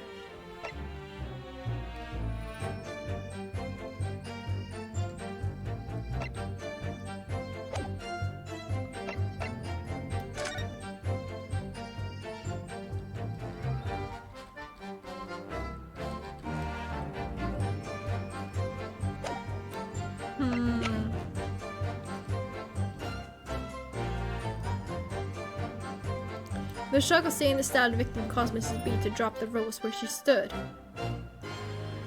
Like, I know that I have to do something with the rose, but I don't know where. I don't know where to do something with the rose.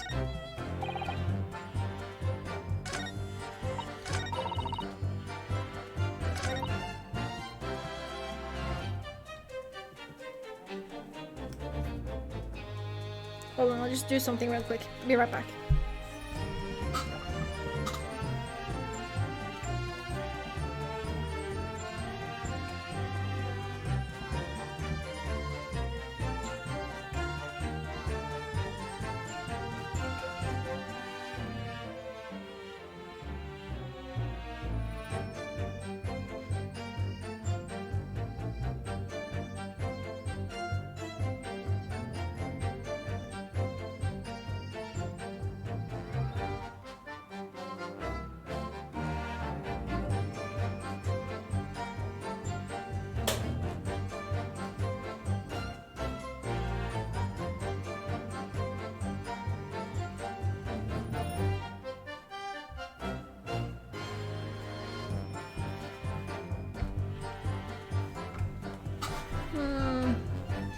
Either that one or the previous one.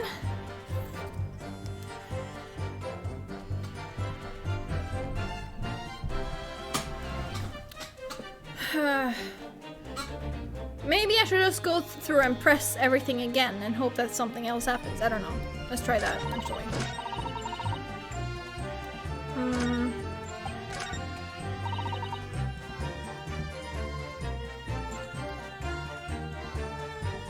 Let's try from this one. Just wanna go down already. Early night, we're strolling along, gazing at the night sky, looking for a lucky star.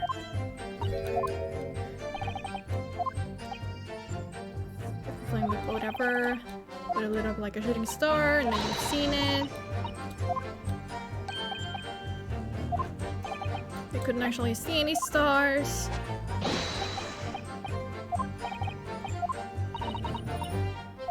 And then she fell to the ground.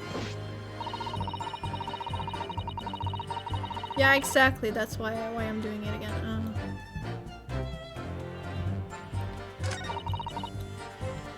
Let's do the bouquet one again.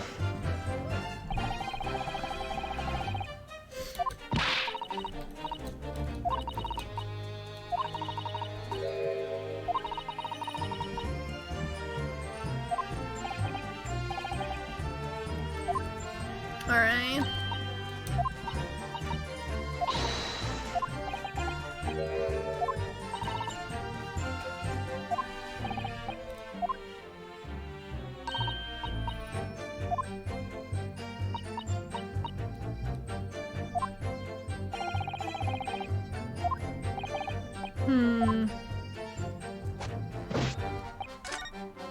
I didn't mean to do that, but whatever. I don't think.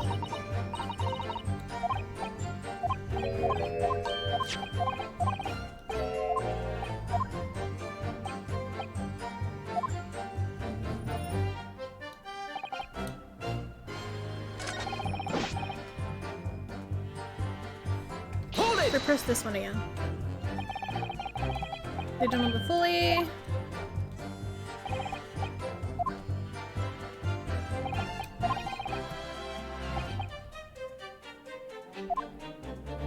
Maybe it's this. Here's the location where objects would have fallen.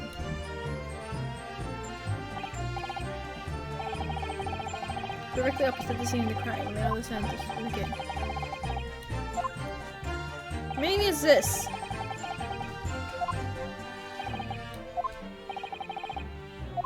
How do you even know about the window things?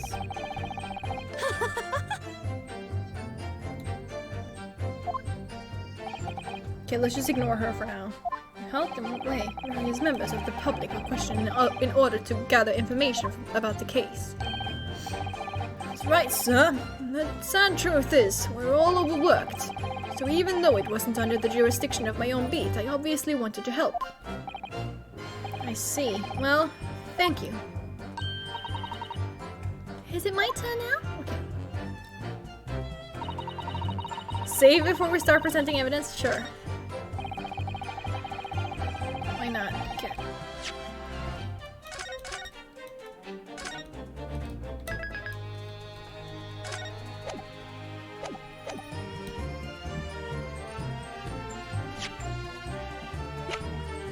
Objection! That's not it.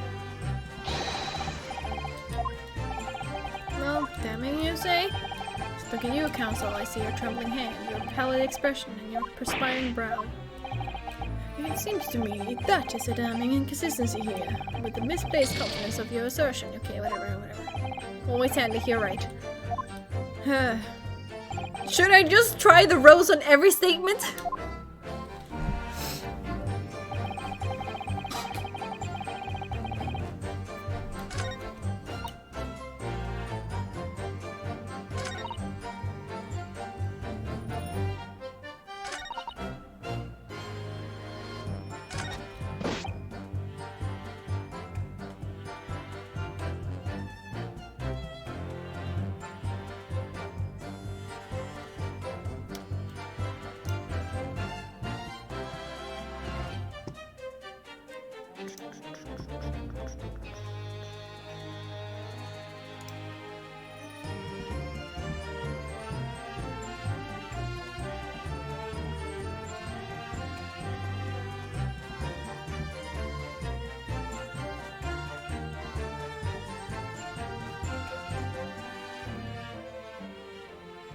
Oh, okay.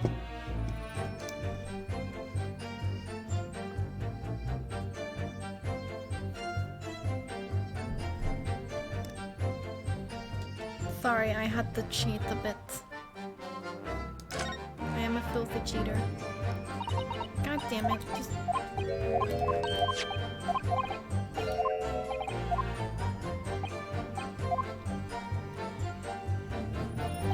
No worries.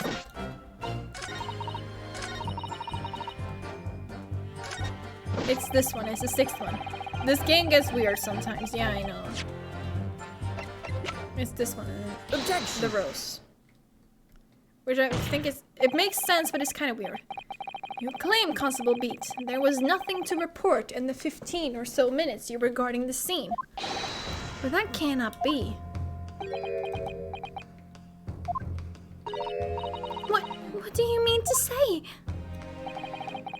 In your testimony just now, Mrs. Beat, you explained to the court that when you arrived back at the scene of the crime with a policeman assigned to the beat, the bouquet you had dropped at the victim's side was no longer anywhere nearby. Well, yeah, that's right. Objection! I mean...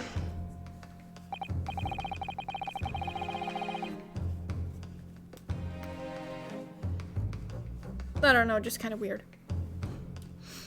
Yes, on the opposite side of Briar Road to where the victim was attacked. But considering the size of that mega bouquet, if a single-story bloom can be so described, listen, he had saved up for that for a long time. And if Patricia wants to call it a bouquet, even though it's only one flower, then let her.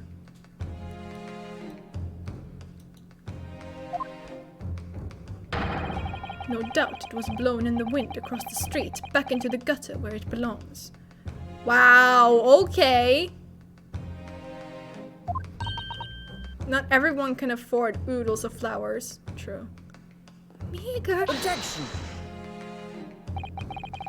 But if that were the case, why did Constable Beat not testify to the facts?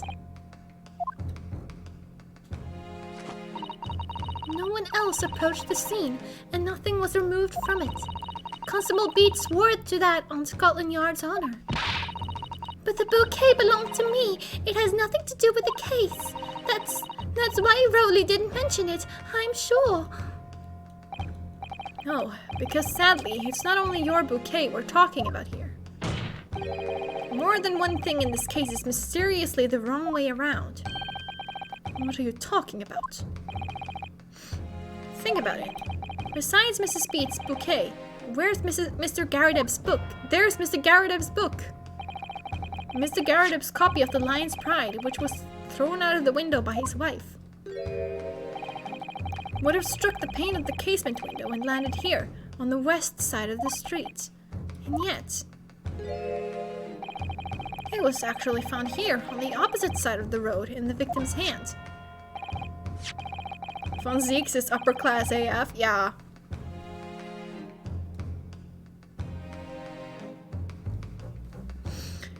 Meanwhile, according to the testimony we've heard, Mrs. Beat's bouquet should have been dropped here at the scene of the crime on the east side of the street.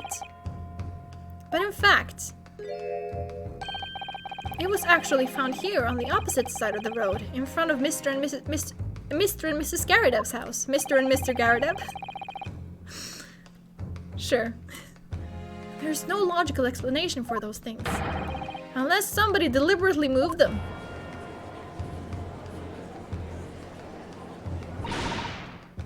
What are you trying to say? The way you're talking, it sounds like you think my Rowley's done something wrong. Don't you listen to a word that scrawny lawyer says. Wittering on about books and bouquets.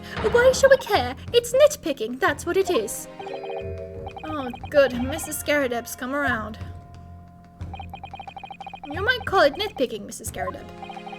But deliberately meddling with the scene of the crime is a criminal offense. It's called, tampering, Mr. Naruhodo.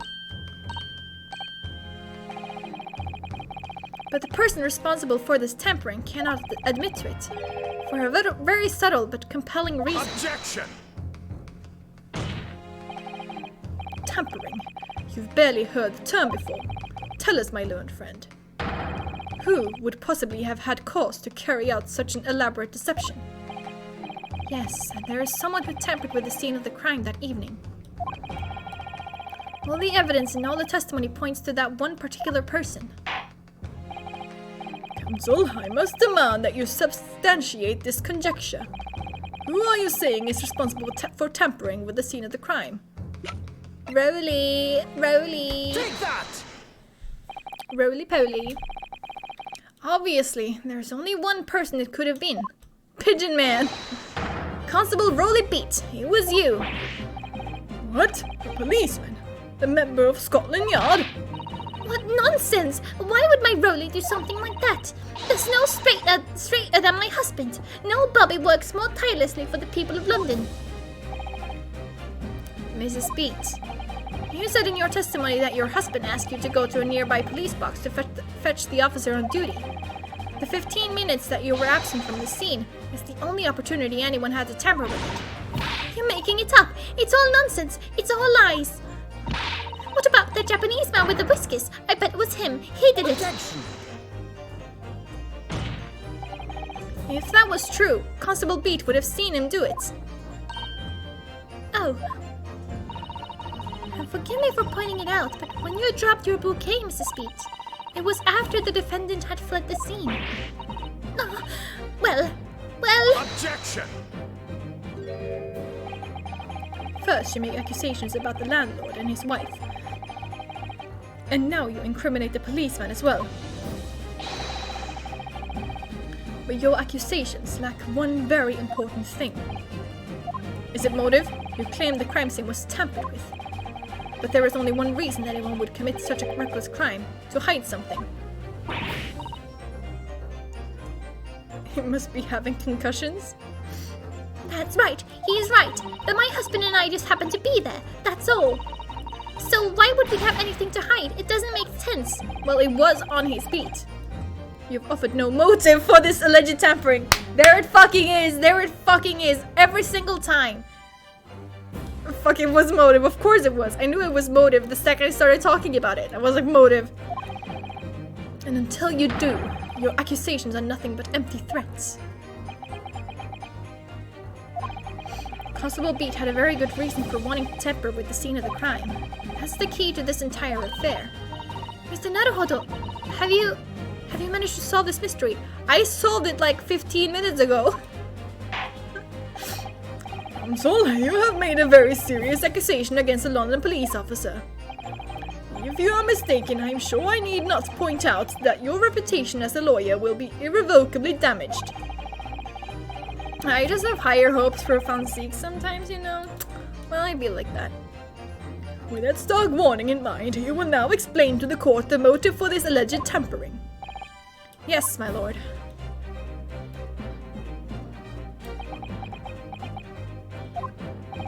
Constable Beat's motive for tampering with the crime scene was to hide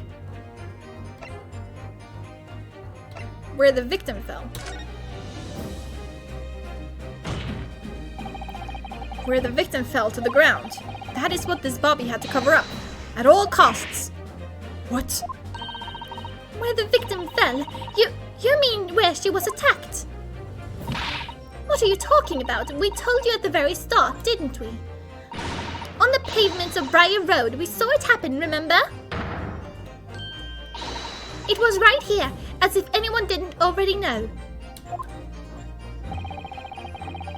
That's certainly what everybody has been led to believe. But in fact, that isn't where the victim was stabbed at all. What? What?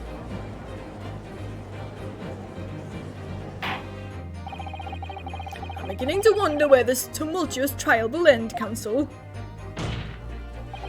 If that's your assertion, then the court is dying to know, my Nipponese friend. Where are you proposing that the crime actually took place that evening? Beep. Over yonder. Take that! Take that! But that's on the opposite side of the road. I don't understand. Dude's passing out. Don't worry about him, he's fine. On the evening in question, Mr. Garadeb's book fell directly down from the open window above. And your bouquet, Mrs. Beat, never moved at all. What did move was the scene of the crime itself. Damn, did you see that camera work? That was amazing. I got to experience it twice. I got to experience it here, and then I looked over there, and it happened on my stream. That's great.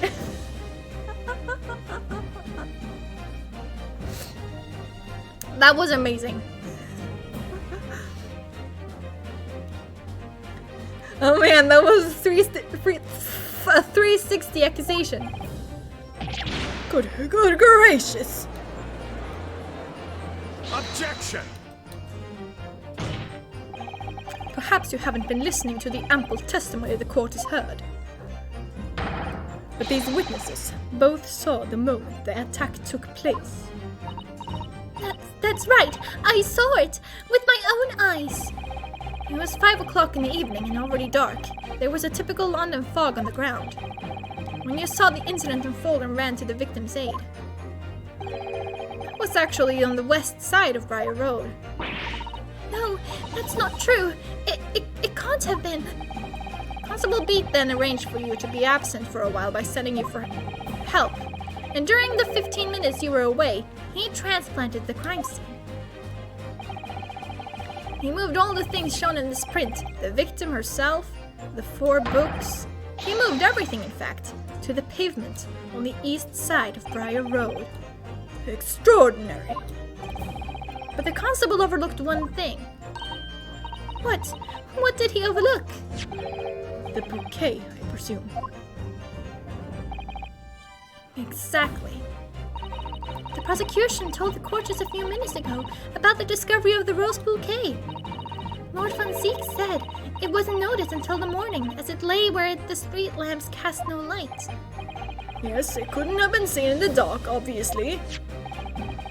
Which is why it was the only bouquet that was found in its original position on the pavement on the west side of Briar Road. And that is the defense's theory about what really happened that evening. How do you respond? Constable Rowley Beat.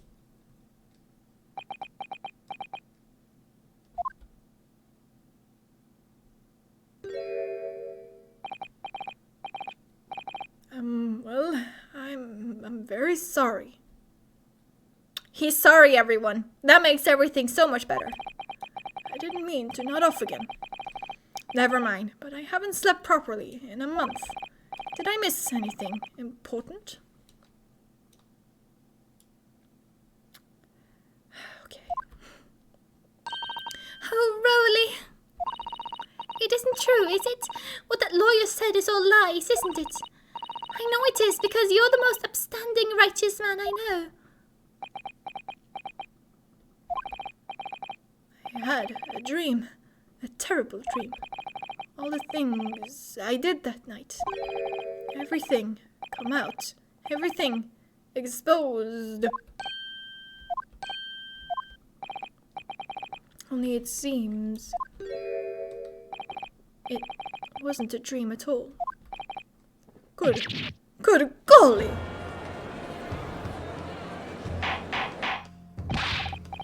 Order! Order! Order! What on earth is the meaning of all this? Oh, Rowley, why would you do something like this? Moving a corpse is a criminal offense, isn't it? Wishing the victim dead should be one too. Constable, explain yourself. Why would you do this? As a respected member of Scotland Yard, your duty is to protect the good people of London town. I can't say, sir.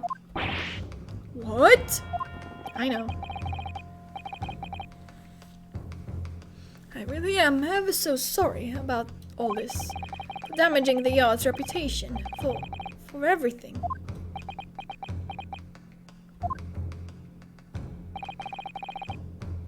He looks like an adorable porcelain doll. You're not wrong. I have a possible explanation for why, on that particular evening, Constable Beat felt compelled to move the scene of the crime. He looks like an adorable porcelain doll that has committed crime, yeah. I can think of one reason. What? How could you possibly know? You, a foreigner, presuming to understand the mind of a Scotland Yard policeman. Okay. And yet, Lord Von Zeeks, it is this foreigner who has uncovered the startling truth of the matter thus far. Yes. Judge, please do tell him how smart we are. I believe it would be beneficial to the court to hear this extraordinary young lawyer's theory. Counsel for the defense, if you please. Yes, my lord. Now then, I think you had better show us some evidence. I have an explanation too. He got too many concussions and became a sleepwalker. Nah. Sorry, that's not it. At once, my lord. England, Japan, it makes no difference where you come from. Human emotions are the same.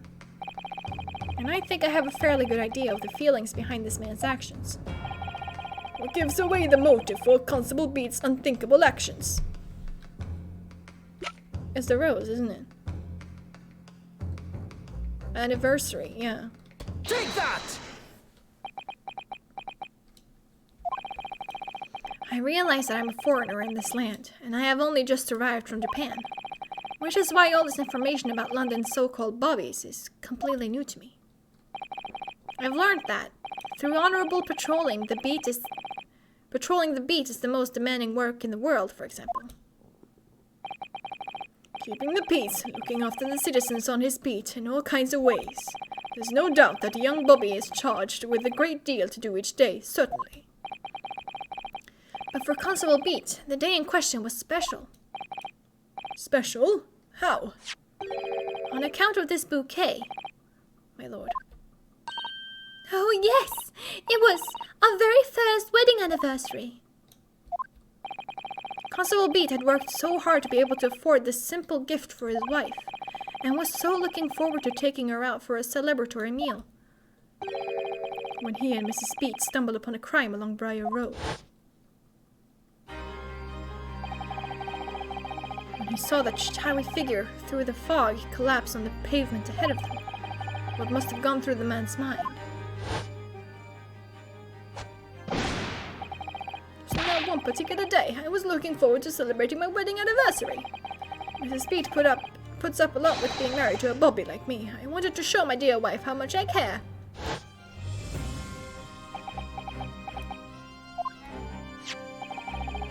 This is the warrant card that Constable Beat offered to lend to me earlier.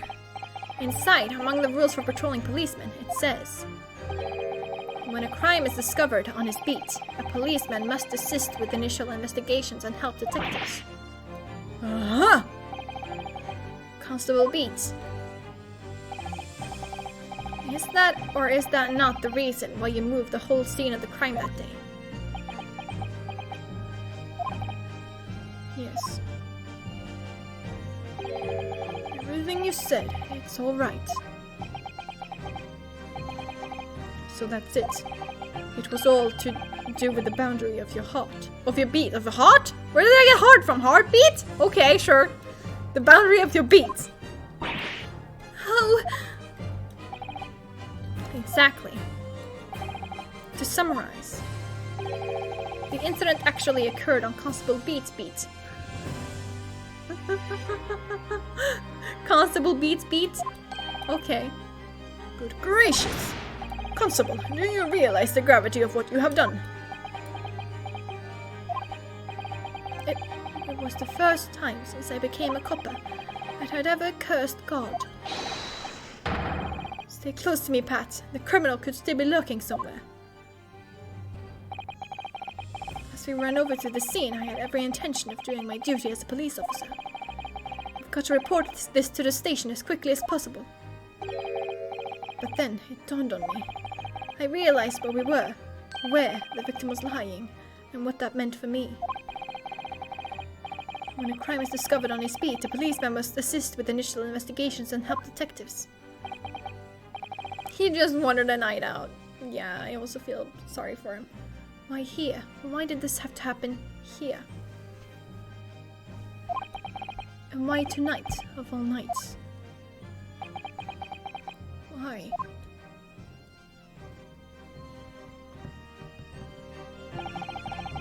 It's a copper's job to guard the scene of the crime, so I told Pat she'd have to go to the nearest police box and fetch whoever was on duty there.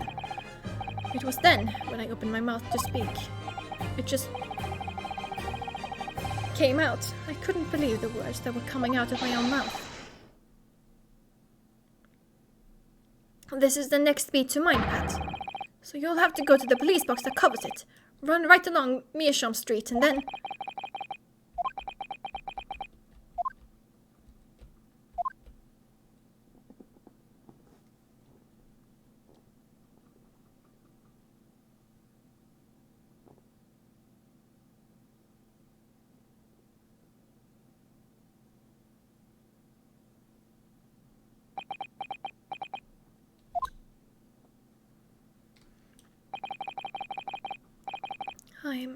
I'm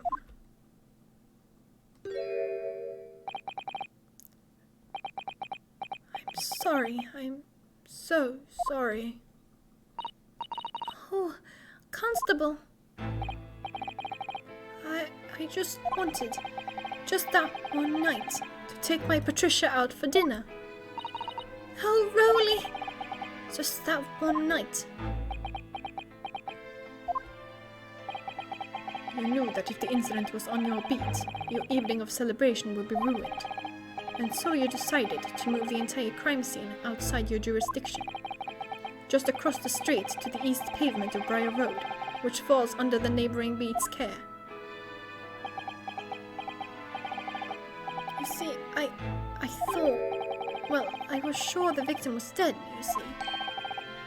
I beg your pardon? Oh, of course he did. Otherwise, my Rolly would never have left the poor woman on the freezing cold pavement. I see your meaning now.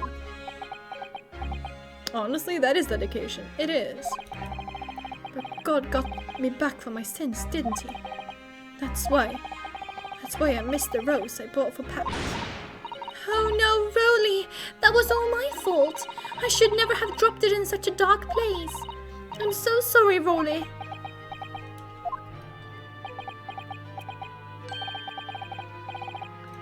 And can you tell us, Constable, how many books did you move from the one side of the road to the other in total? Oh, 4 it was. Yes, sir. Definitely 4. 3 of them dropped on Miss Natsume, and the 4th being the one that fell from the window upstairs in the Garrett household, of course. But what made you place that book in the victim's hand? When all the others were scattered haphazardly around, I mean. Oh, well, sir, that's because that's how I found it. How you found it? What do you mean? We first ran over to the scene. The victim was already holding the book. So, when I moved everything, I made sure it was still in her hand. You're sure it was this book, The Lion's Pride, that the victim was holding? Oh yes, sir. No doubt about it, sir. Interesting.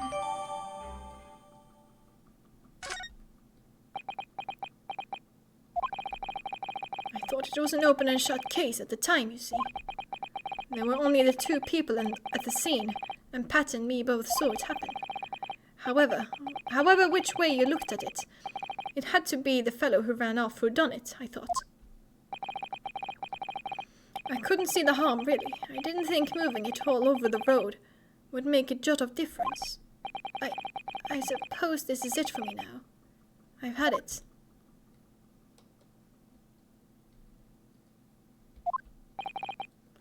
My lord. Yes, Lord von Zieks. I believe that concludes the cross-examination of the witnesses.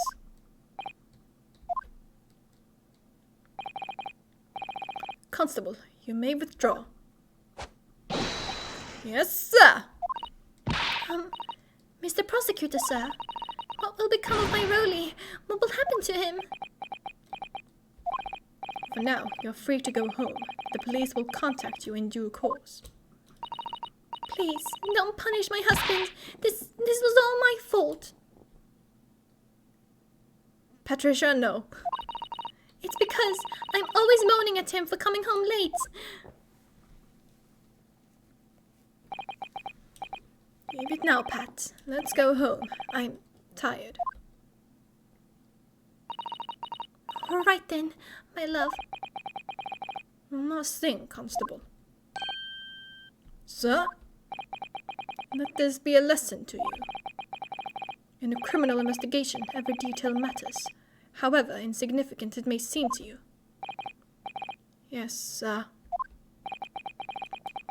Carve that lesson in your mind. And never again make the mistake of tampering with the scene of a crime. Huh? Never again, sir? You mean to say? Leave. Now. This trial is not yet over. Sir!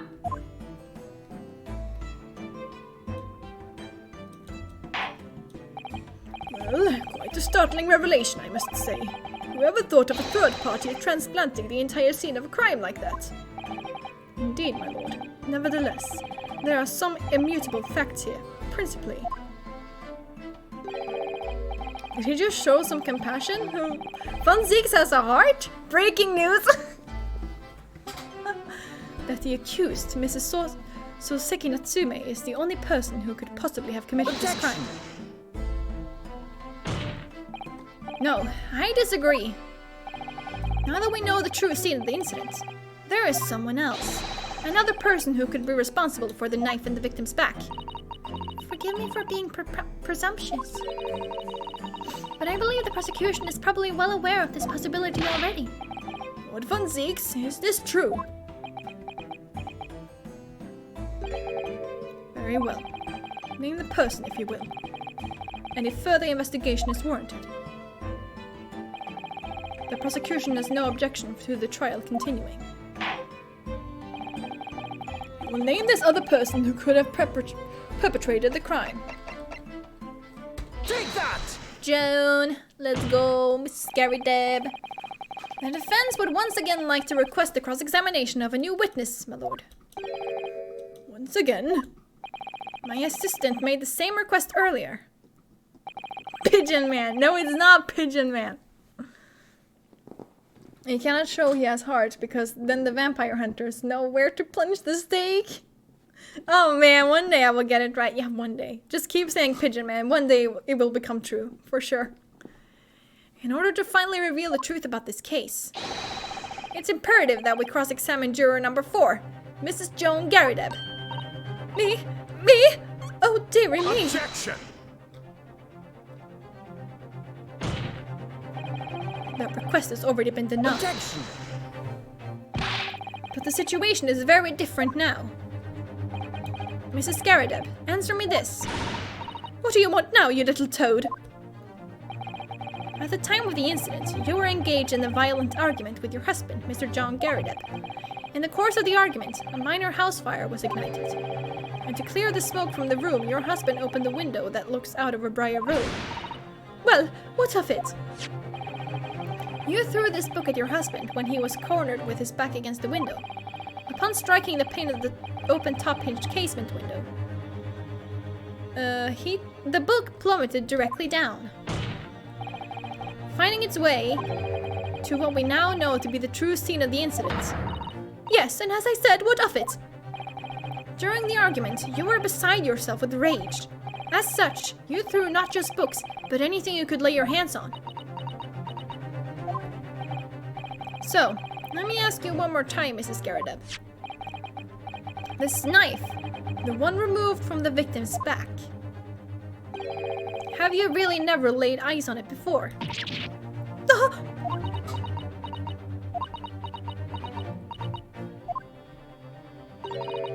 I don't recall it. Seriously? Am I supposed to remember everything I picked up and threw at my husband? And anyway, the man over there in all that regalia said members of the jury needn't testify, didn't he? Conveniently, yes. Objection! Alright. No, I have no recollection of saying that at all. Juror number 4.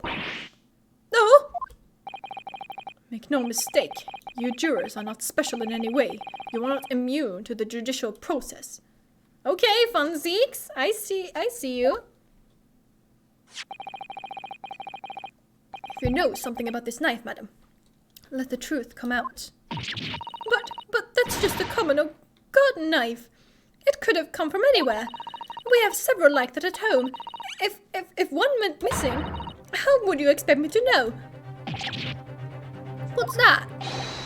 Are you joking? What are you saying, please, Mrs. Garrideb? Now you listen to me. I refuse to believe all this nonsense. I couldn't bear the thought that I'd injured someone. Do you hear? I couldn't bear it. Oh, the poor woman. So, yes, I want evidence. I want to see hard evidence if you're going to insist on this being my fault. You're going to have to prove to me that I threw that knife if that's what you think. Come along now. Chop chop. Do your worst. Well, Mr. Naruhodo. If I had evidence like that, believe me, I would have thrown it at her already. Like she threw the knife? Anyways, do we have a picture of the... No, we do not. We don't have anything of the window. Damn. Then take the stand, juror. Oh! The prosecution does not object to the defense's request to cross-examine this woman. Thank you, Lord Van Zieks. I'm going to have to testify. Mrs. Baby Butt Cheeks did it? Not on purpose, but yes. As I'm sure you will appreciate, having observed it with your own eyes today, witness testimony can lead to the most extraordinary truths being unearthed. Truths of which the witnesses themselves may not even have been aware. Oh, dearie me. So I demand your full and unadulterated testimony, Mrs. Garrideb, and mark my words, in this court of law today, we shall extract the truth. Do you concur, counsels? Certainly, my lord. Oh, that's what I'm hoping for, my lord.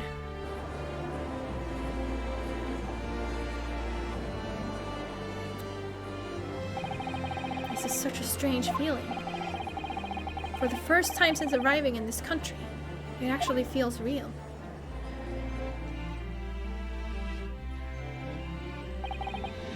I'm here, in the Old Bailey, and I'm a lawyer.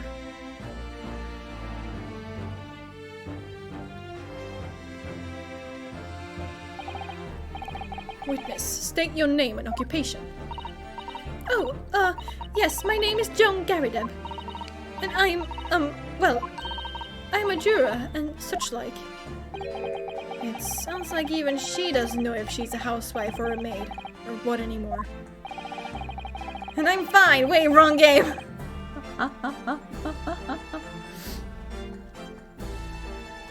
Court has decided your testimony is required in order to clarify matters in this case. Do you understand, madam? Yes, my lord. You will tell the court everything that took place in your household on the evening in question. And I warn you, do not attempt to hide the truth. I will find it. Oh, dearie me.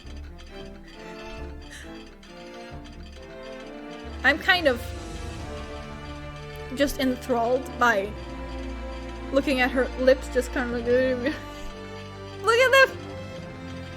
Look at them shivering! I'm reminded of Jello, yes!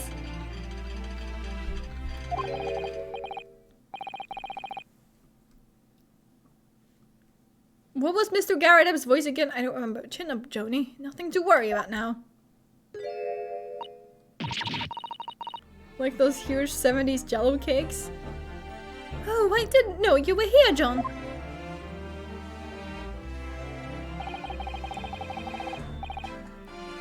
Wasn't only you in the room that day, old thing, was it? I think I ought to testify as well, don't you?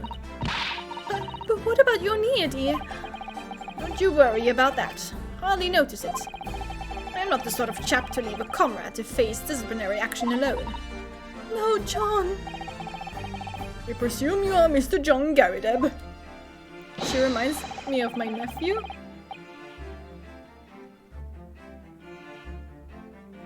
Of your nephew?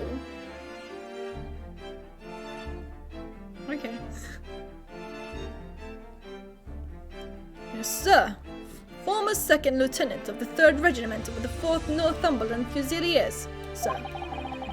Seen my fair share of action and now living in the quiet life, as it were. Does he also have baby butt cheeks? The quiet life, were you not engaged in an incendiary battle with your spout on the day in question? Ah, well, yes, quite. I believe this may represent the first in the proud history of the British court. Calling a jury to the witness stand is unprecedented. However, the court will hear your testimony now, juror number 4, and that of your husband. You will recount clearly and concisely the events of your home, at the time of the incident in question. Sir, at once.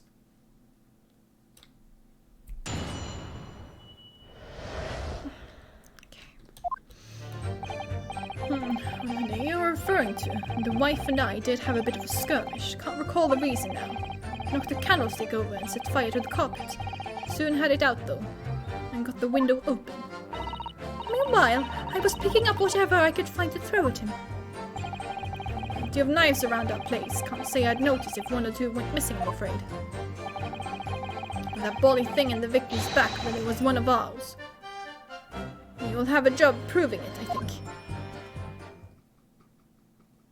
Do I have to show him the knife? And be like, tip broken. Check windowsill. I don't fucking know. Check window. It sounds as though it was quite the battlefield in your household that evening. Although an entirely one-sided assault, it seems. The enemy caught us on the hop, sir. Had no choice but to dig in and take defensive measures. To be honest, if the enemy had kept shelling us for another minute, we'd have been toast. Of course, a veteran such as myself is only too aware that on every battlefield, you're just a gnat's whisker from death at any moment. Is it going to be the case that the broken tip will prove that it was their knife? Of course it is! How else would we prove it was their knife? Are we still talking about a marital quarrel here? Well, I must say I'm dubious that this testimony will shed any light on the origins of this jackknife. In combat, one's focus narrows such that surroundings are barely noticed. These witnesses may not be able to offer anything more than they have testified already. This may be a dead end. Von Siegs may well be right. Well, whatever the chances, we only have this last cross-examination to uncover the truth, Mr. Naruhodo. Yes, I'm afraid so. Very well, counsel. Begin your cross-examination.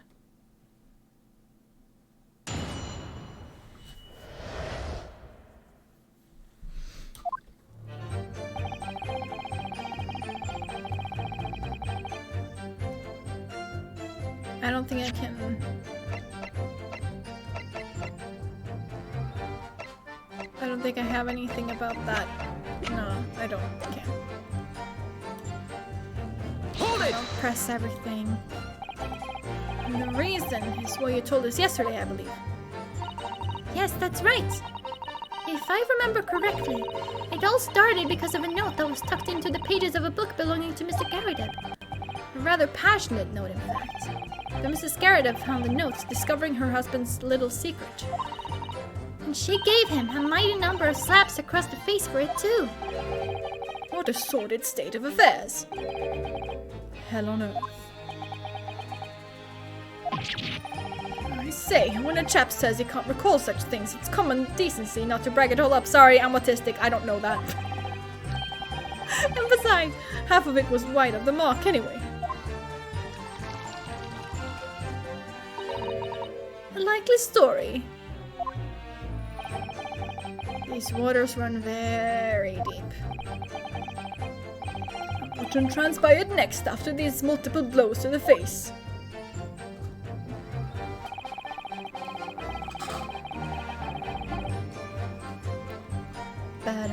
Hold it! Hey! And the fire also spread to some items of furniture, didn't it? The bookcase, my armchair, anything of mine, really.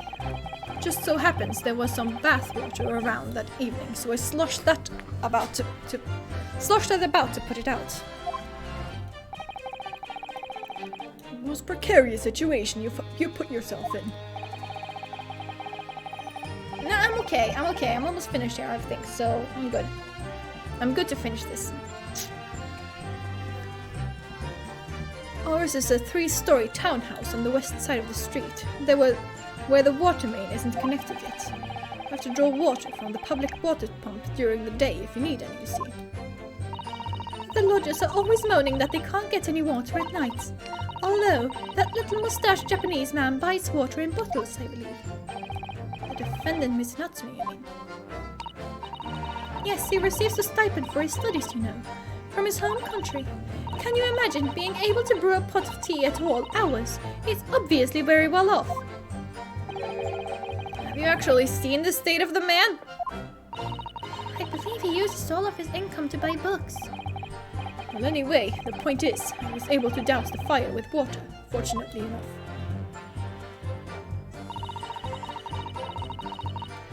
Hold it!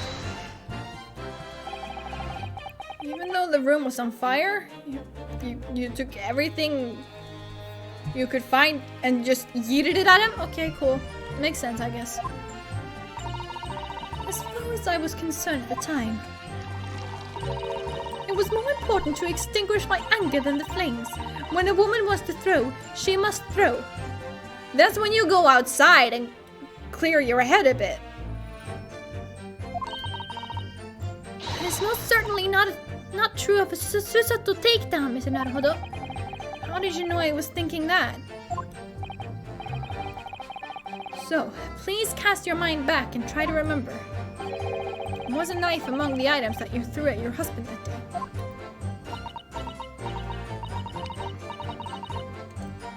In all honesty, I don't recall. But I feel I must point out that I'm no monster. You're a beast. Let me see. Some bread, a cabbage, garlic, a towel, and a sponge, a napkin. He does not agree with that. Okay. Do you have something to add, sir?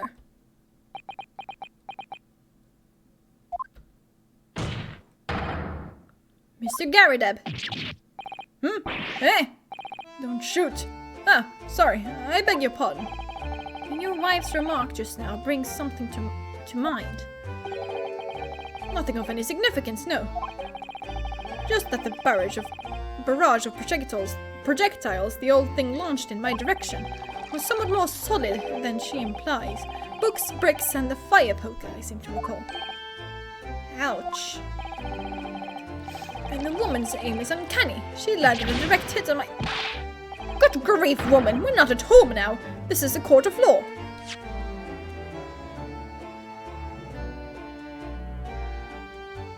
She landed a direct hit with every volley. Okay. Oh, dearie me! Ever so sorry, dear. Of course you are. What's she even doing with a teapot in here? Honestly, John, I would never have thrown such things at you, obviously. Well, take a look at this then. How do you suppose that happened, Well, that happened, Your pipe, sir?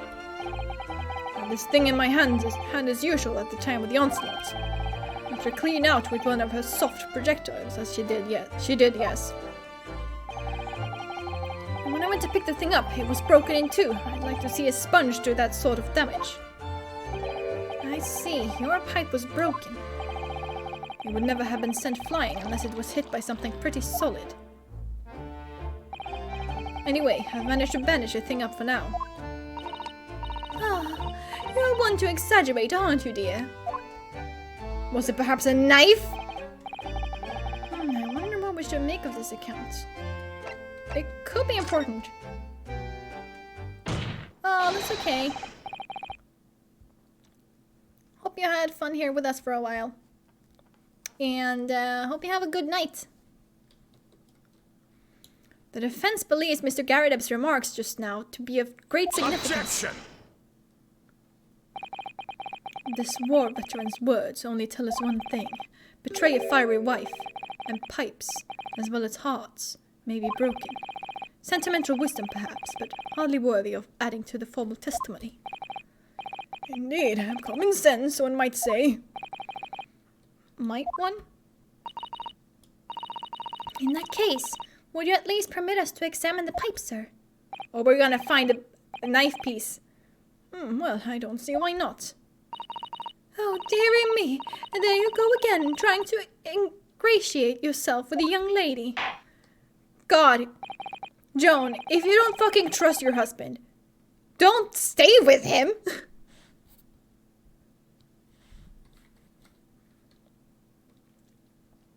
The straights do this all the fucking time. They can't fucking stand each other. They don't trust each other. But they stay together for whatever reason. I don't know why. Like, hello? Common sense calling? Get out! Very well, the court will accept the gentleman's pipe as evidence. Let's go. I hope I didn't speak out of turn, Miss Naruhodo. No, you did perfectly. Susato. Oh. Whoa! Kita! Oh, something just twinkled inside the chamber of the pipe there. Yes, I saw it. Something stuck in there, I think. That is why the amount of I hate my wife or husband jokes are so abundant. And they disgust me. Yeah. It's like, why are you together if you can't stand each other? I don't get it. Let's turn it over and give it a shake. What's this? It's a tiny fragment of metal. It looks like the tip of a blade or something. The tip of a blade? Surely. It couldn't be.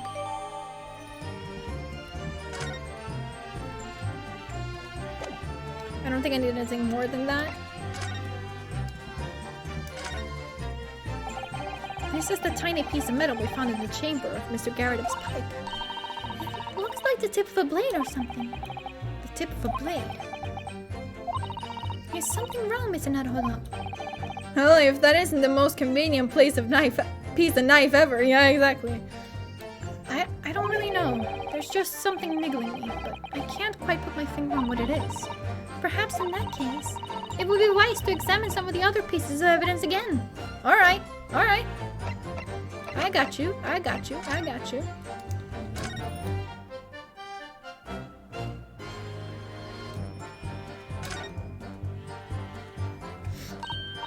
Oh, look here, Miss Naruhodo, just at the tip. A small piece of the blade appears to be missing. Wait, part of it is missing. I could be wrong, but I've just got a feeling. You remember this? Oh, that's the tiny fragment of metal that we found inside the Mr. Garrett's pipe. Yes, and just maybe. Oh my! It's a perfect fit! They couldn't even animate it! They couldn't even... Ah! It would have been so easy to just like bring it up and... Somehow, I just knew it.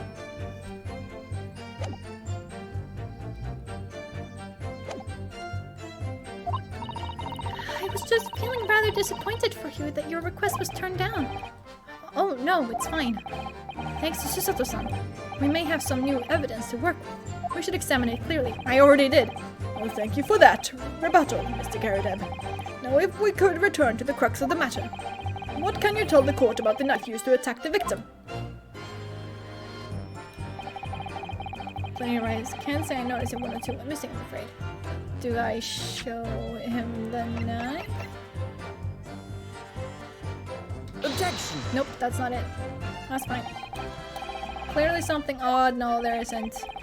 Clearly something odd here indeed. Your behavior. Haha, please.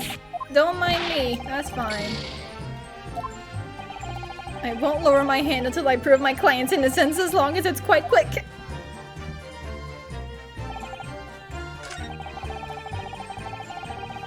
Oh, this one. That's the one. Objection! No? Maybe I have to press it first. Well, damn it, that's fine.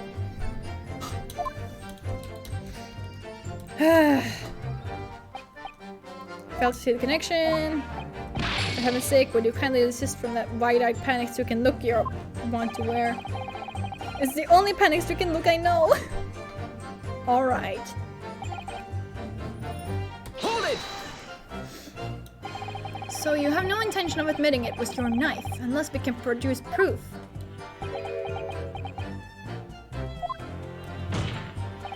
Even though there is no other credible possibility if Mr. Natsumi is innocent. Objection! You forget, my Nipponese friend, that it has yet to be established that the accused is not responsible for the attack. As if I could forget. If only there was some way to know who had handled the knife. But I suppose wizardry like that is just a dream. Perhaps you're thinking of fingerprinting, Mr. Naruhodo. What? You mean it's not a dream? That sort of wizardry really exists? Whenever people touch anything, they leave behind a unique pattern from their skin, or so they say. But I can't see anything. There are already countries in the world where these so-called fingerprints can be used as evidence. Lord Strongheart is currently discussing the matter at the Ministry of Justice. Yes, I believe we are rapidly approaching an era of scientific methods of investigation. But for now, we shall have to find an alternative method of proving our assertion. That this knife found in the victim's back was originally in Mr. and Mrs. Garadeb's house. If only I could transplant this whole incident to several years in the future. That's the extent of their testimony, is it? What do you think, Mr. Naruhodo? Well, I think we've heard all this before, to be honest. I can't say I'm particularly confident that we'll be able to prove anything new from this testimony. But in this cross-examination, it's absolutely essential that we establish how this knife came to be at the scene of the incident. Yes, I know. I'm sure both of them must be feeling very worried. Worried that it was in fact a knife belonging to one of them that caused the victim's injury. If we could even find... If we could find even a tiny shred of evidence to support that theory, it would clinch this trial for us. It would explain everything. Yes, it would. So for Soseki-san's sake, we must find that last crucial piece of evidence.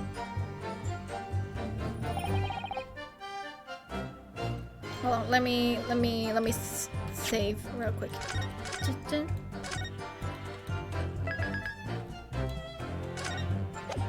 I last saved an hour ago.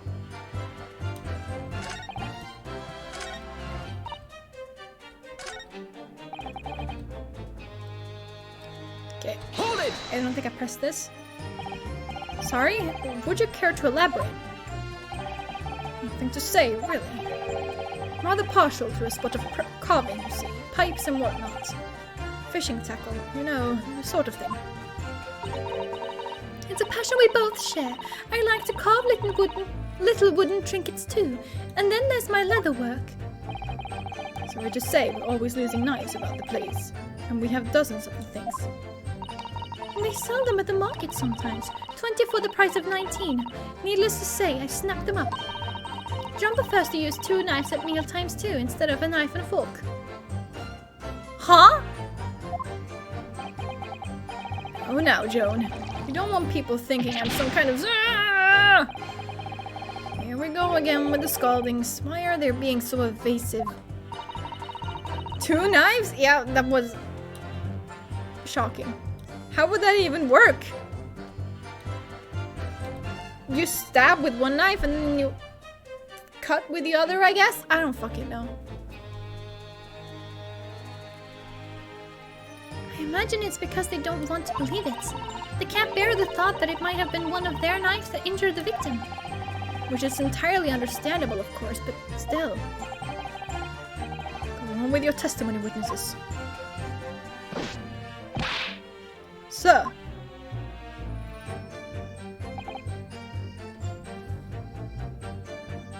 Did I press this? Hold it! So you have no intention of admitting it was your knife, unless we can produce proof. Yeah, I did press this.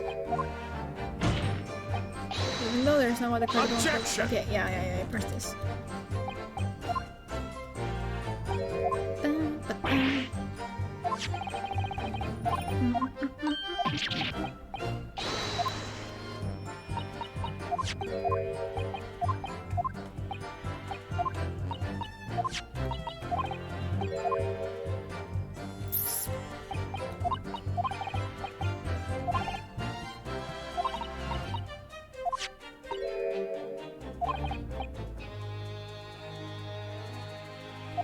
But I already presented a knife. Hold on, let me cheat some more.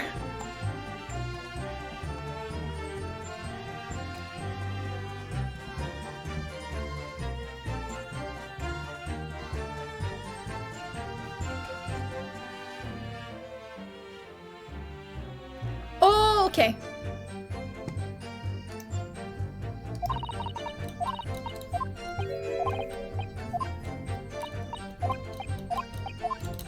Can we use again? Ah!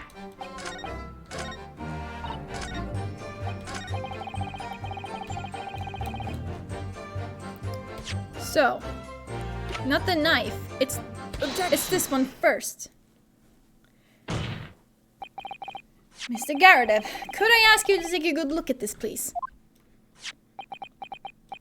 You can ask, but I can't see a bally thing. You can't? You used to call me Dead-Eye Deb back in the regiment, of course. But that was some time ago now. Even when I'm trying to enjoy a large print book by the fire these days. I struggle to tell a B from a D and a P from a Q, to be honest. No, he does, dearie me. He's rather wearing, being asked about every other letter and every other word. You must... D very dizzy. Comedy. Yes, let's go. What is that? A tiny scrap of metal. Of course, I need to make everyone know that this exists. Yes, almost certainly from the tip of a blade. This is not the right place for jokes, Naruhodo. And what may appear at first to be just a tiny scrap is in fact a crucial piece of evidence. Interesting. And where did the defense come by this evidence? It was lodged in the chamber of Mr. Garadeb's pipe. My pipe, you say? By Jove, I wonder how that got there. And what precisely does this fragment of metal signify, Counsel? Are you suggesting that it is in some way related to the matter of the stabbing on Briar Road?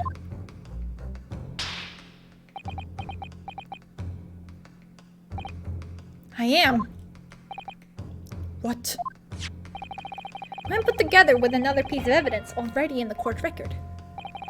I believe this tiny fragment of metal will unravel the whole truth of this case, my lord.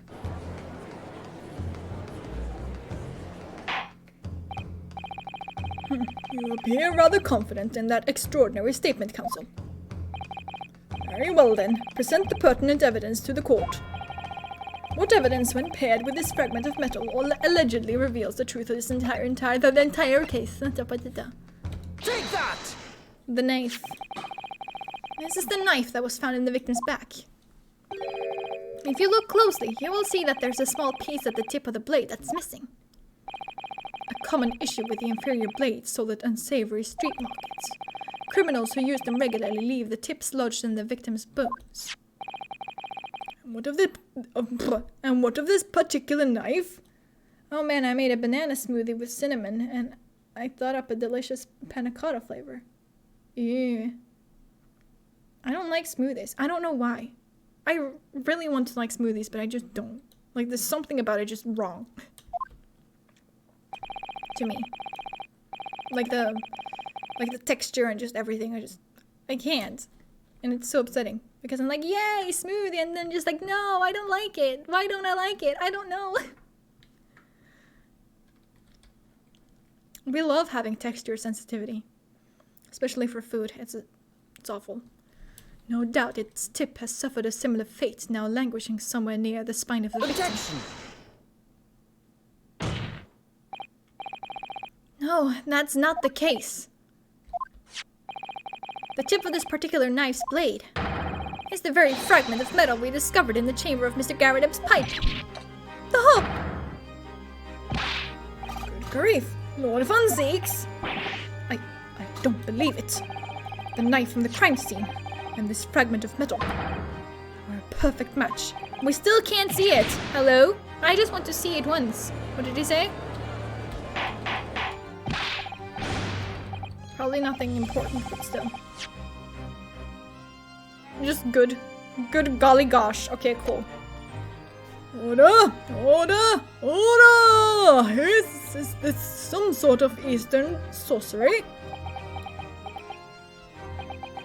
This is no magic, my lord. This is a miracle. Miracle. Because you know that what you're eating would be delicious, but the texture is just no. Yeah.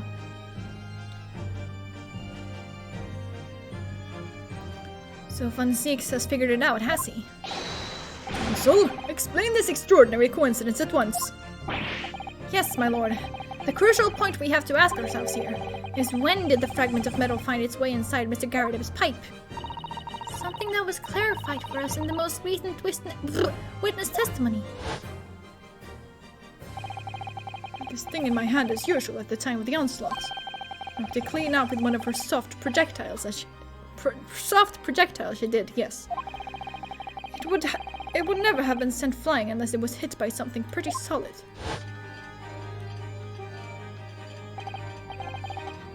Oh, dearie me. During the argument between these two that occurred just as the victim on the pavement below, Mrs. Garrideb flung— What? Hello, can I read? During the argument between these two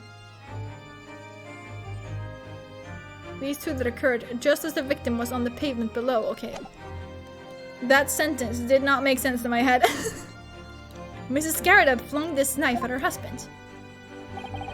However, the knife missed Mr. Garrideb, instead striking the pipe in his hand at the time. Imagine showing up for jury duty and getting accused of assault. Well, it be like that sometimes, you know? And you didn't even know? Which caused the tip to break off, of course. Good lord. Yes, and that is when the tiny tip of the blade found its way inside Mr. Garrideb's pipe. The chances of that are 1,000,000 to 1. And yet there's no other credible explanation for how the tip of the blade ended up in your pipe. Then, after losing its tip, the knife ricocheted off the pipe and flew out of the open window. Ah! In short, this knife, which fell from the window of the Garrideb's house, is the very same knife that struck the victim in the middle of the back on the street below. I love that spin, it's amazing.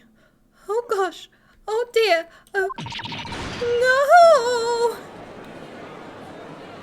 no! Objection!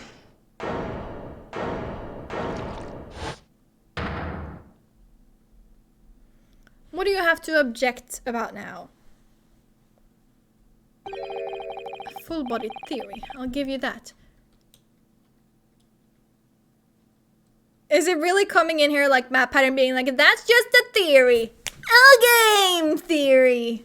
Like, what?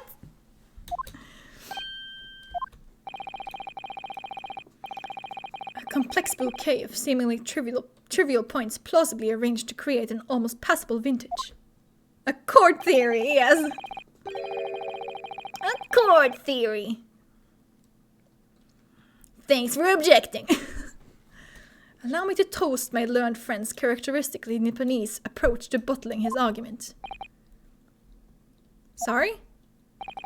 But after all, it's just a theory. A chord theory! Thanks for objecting. God. The bottle, I fear, is corked, because you see... Stop. It's spoiled by an insurmountable inconsistency. An insurmountable... What? What one seeks, explain yourself. Yeah, please do. What is this inconsistency you claim to have identified? An inconsistency of the simplest nature, my lord. The victim was found with a knife planted in the middle of her back. Oh my god, is it this? Hey, Fonseeks, why don't you just bend over and lift up a book? Huh? Do that. Use your brain a tiny bit. I know to you this is a contradiction or whatever the hell. Or inconsistency, as you called it. But use your noggin a little bit. You know, like just a tiny bit. Yes, in her... Huh. That's right, you silly little man. Oh, Joan, old thing, what are you getting so excited about? Let us consider the basic facts of the case once more. The victim was walking along the pavement before being stabbed in the back and falling to the ground. if the knife that struck her had fallen from above. There's no possible way it could have planted itself into the victim's back. Then shift her 90 degrees. That's all you have to do. Just like flip her back forward, like about 90 degrees.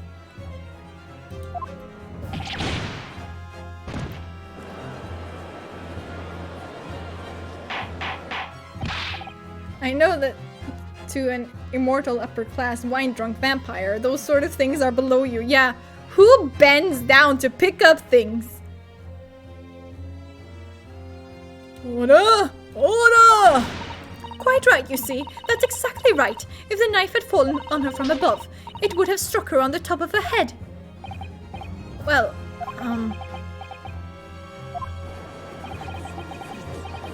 He's lost for words. Look, I knew it. I never liked this theory in the first place. I don't know, though, what really did happen. It would appear the defenses made rather a spectacular blunder. If a theory has even one inconsistency, it cannot stand. Your theory, my learned friend, is history.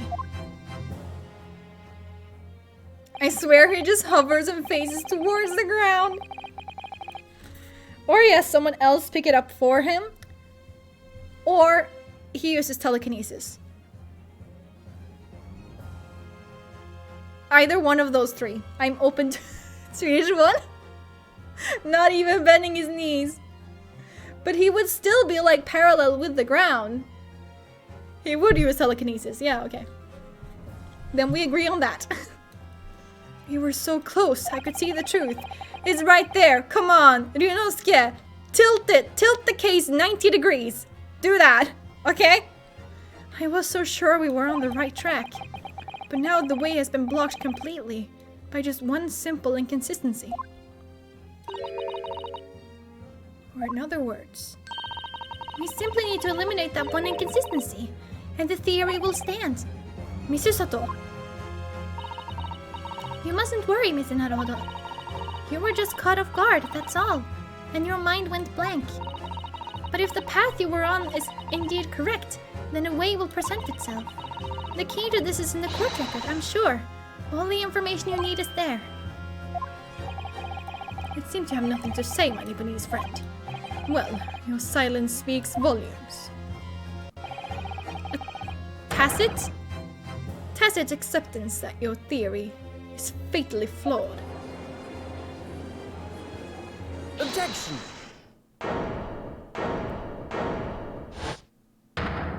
Susato is really the most reasonable one at times. True. This inconsistency. What? I couldn't even read that! Hello? It means that I need to sharpen my mind and dig deeper for the truth. It's a test. Hold on, let me just see what I missed here. This inconsistency doesn't mean I was on the wrong track. Okay, cool, that's what I missed. Yes! If the knife fell on the victim from above, there's no way that it could have hit her in the middle of her back. Under normal circumstances, that is. What are you implying? Counsel? There is a piece of evidence in the court record that can explain this inconsistency. That can explain how the knife that fell from above could have pierced the victim's back. The book. We already have the answer. Goodness! Utter madness. Surely this must be the last time. Counsel, present the evidence of which you speak. This is the last inconsistency, the final piece in the puzzle. If I can successfully make sense of this, the truth will be laid bare at last. The evidence that explains how the falling knife became lodged in the victim's back is... the book. Take that! The book. This, the fourth book found at the scene. Yes, let's go. This is the final piece of evidence the defense will present. The burnt book. Is that not Mr. Garrideb's book? Yes, and to understand its significance, we have to consider how it came to be at the scene in the first place. This photographic print clearly shows the book in question, and the victim holding it in her hand. But as we all know, it was the police constable that put the book between her fingers like that. And so, as part of his wholesale transplanting of the crime scene to the opposite side of the road. That's true. However, as part of his testimony, Constable Beat made an extremely enlightening statement on that point. What made you place that book in the victim's hand? That's because that's how I found it. When we first went over to the scene, the victim was already holding the book. So when I moved everything, I made sure it was still in her hand. In other words, the victim had already picked the book up of her own volition. And clearly, that must have been before she suffered the knife wound. Well, I should say so. After being attacked with a knife, I don't imagine she'd have been doing much of anything. So the question becomes, why did the victim have that book in her hand? By jingo! I think I'm beginning to see what may have happened now. Now? I had this solved an hour ago! And we know that the book fell from the top floor of the Garrett household onto the pavement below, at precisely the moment that the victim was walking past. Yes, at exactly that moment. The young woman was walking along the street in the light fog, when all of a sudden, a book fell right in front of her. The book I threw? Yes, Mrs. Garrett. And what do you think the woman did? What would you do if you were walking along and suddenly a book landed in front of you on the pavement?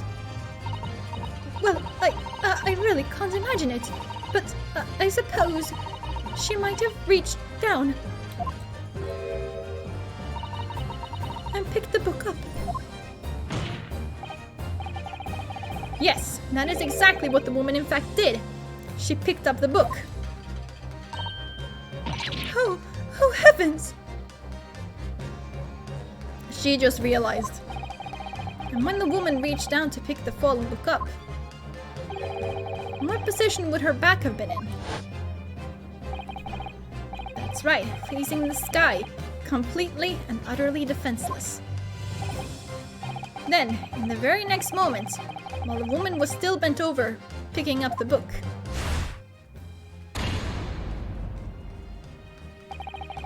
the look of someone who just realized she indirectly stabbed a woman. True. The next object fell from the room above, the jackknife straight into the middle of her back. This kind of reminds me of when we had gym class when I was younger, and we were playing some kind of thing, I don't know. Just different ball games, I think.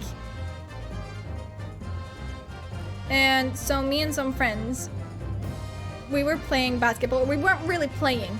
Someone got stabbed at your gym class? No. This just kind of reminds me about that. Because like we were just kind of like throwing the basketball to each other. You know? And someone like threw it far away and I ran after the ball and I was gonna throw it back and I threw it.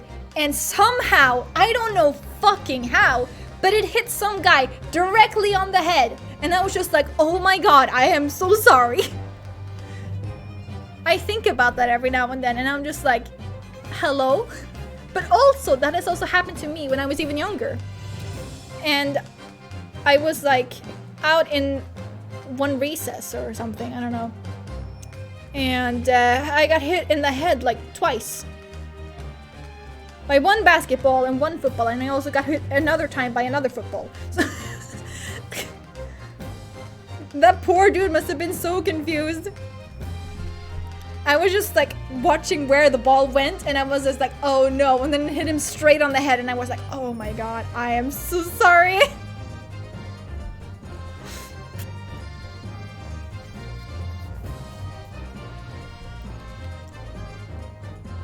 So basically I have really good aim if I don't try.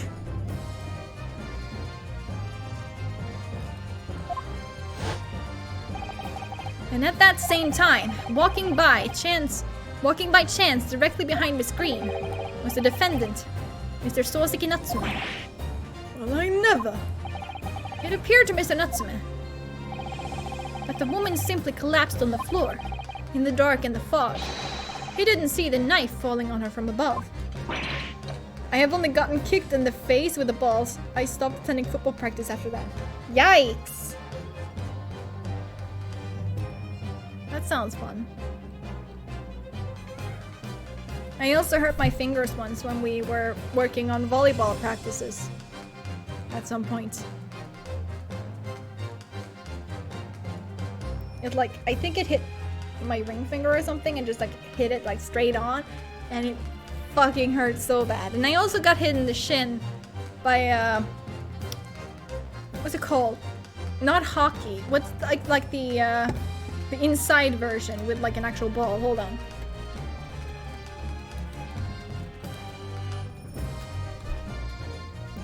Floorball? The hell? Floorball?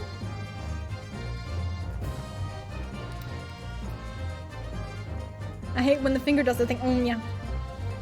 Apparently it's called floorball.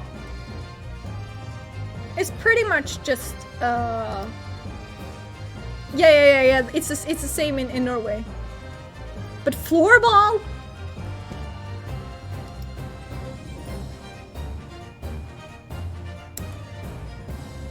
So yeah, there was this one guy who was gonna take the shot, and I don't know why. I for some reason decided it would be a good idea to just sprint right across, and I got hit right. Here's a ball on the floor. Floorball. Makes sense. But he was gonna take a shot, and I just kind of sprinted. No, actually, I leaped. I leaped. Imagine me like a fucking deer, just leaping right in front of him, and then I get hit right in the shin. I remember that so well. I don't know why I remember these things so vividly, but other things, they're just blank. Trauma. I don't even think it was trauma, though. I don't know. Interesting. And from the other direction, the constable and his wife saw no one but the victim and her apparent attacker. So there never was a real culprit to run from the scene in the first place. No, this was nothing more than a series of unlikely events that culminated in an unfortunate accident. And that is the real truth behind this case.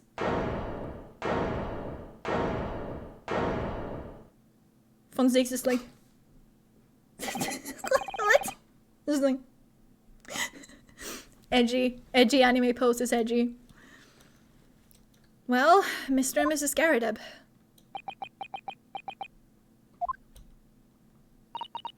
The very first time you showed me that knife, I had my suspicions. He is a marquise. I wondered if perhaps it might have been something like that. There, old bean. Poor Mrs. Garadeb. Of course, I never meant for anything of the sort to happen, but it was all my fault, wasn't it?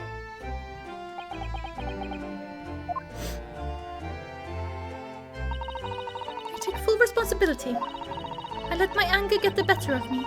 I threw that book. And I threw the knife as well.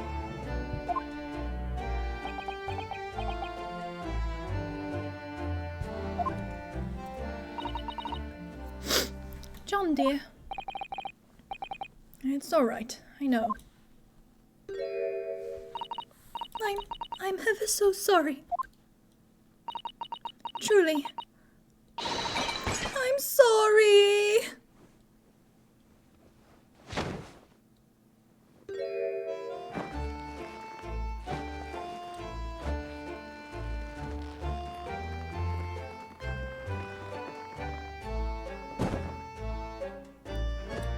They do seem to be in love, though. I mean, sure.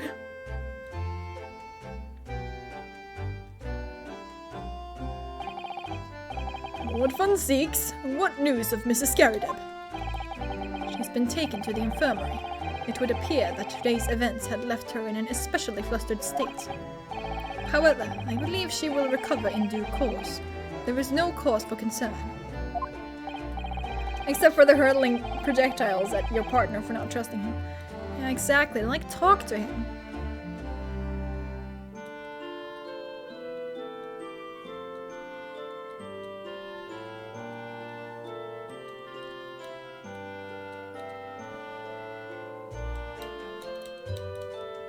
Like, at the very least, talk to him. And take it from there, you know. I don't just want to be like...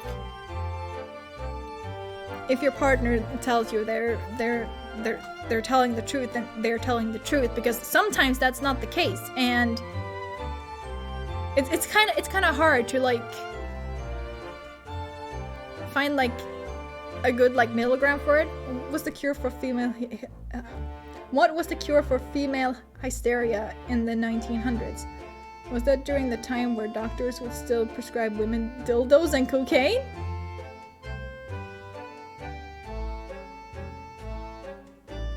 Are they what now?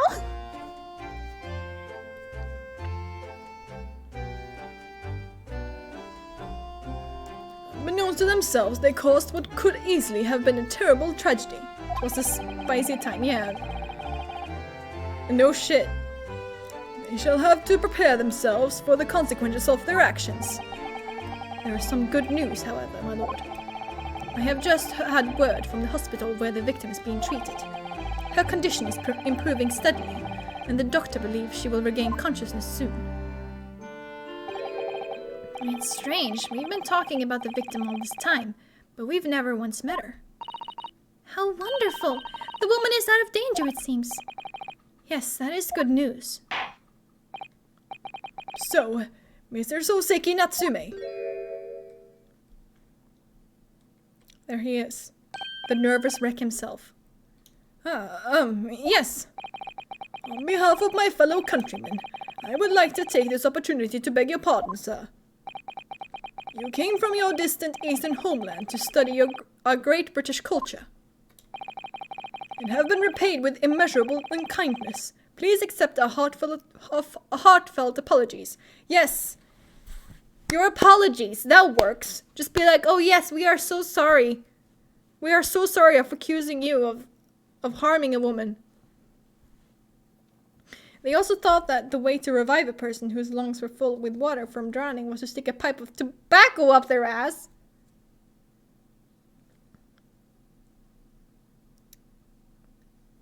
What was the plan there? Like, what? How did they think that would work? It did work once, but did it work? Or was it just a coincidence that they did it while something else worked? You know?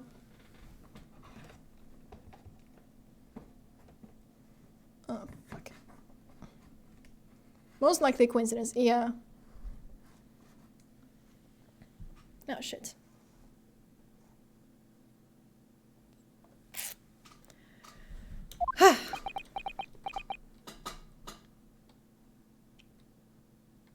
But don't fix what ain't broke.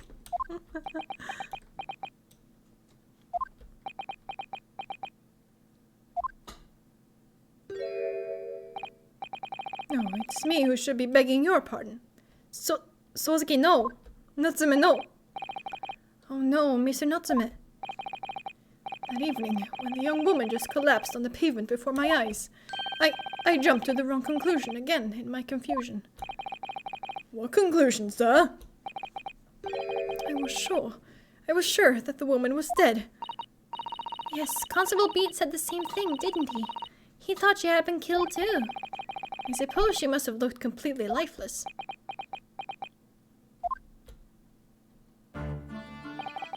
It's been about a year since I arrived in Great Britain now, but I still can't get used to life here. I can't relax. I'm sure there are evil spirits lurking in the fog, like they're haunting me. Poor Soseki-san. His imagination really has got the better of him. Yes, poor man. So when it happened, I But the young woman had been taken by the fog spirits. I should never have dropped my books like that and run away. I should have called for help, for a doctor, for the police! It's okay, you have anxiety, we get it. Or at least I get it. These people, not so much. Instead, I've managed to create a rift in the relationship of trust between our two empires. And for that, I am truly sorry.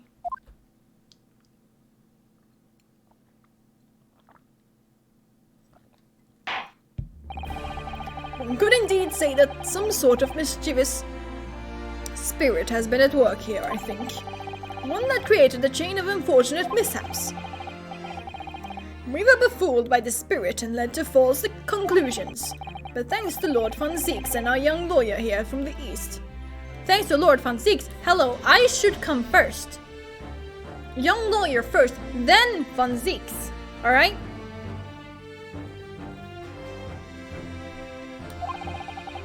The chain has now been broken, and the spirit exorcised. I heartily recommend you both. Oh! Now then, ladies and gentlemen of the jury. Yes, my lord. In concluding this trial, I must ask one last time for your decisions regarding the defendant's culpability. We solved the case 1 hour before he even began thinking about possibilities. Yeah, exactly.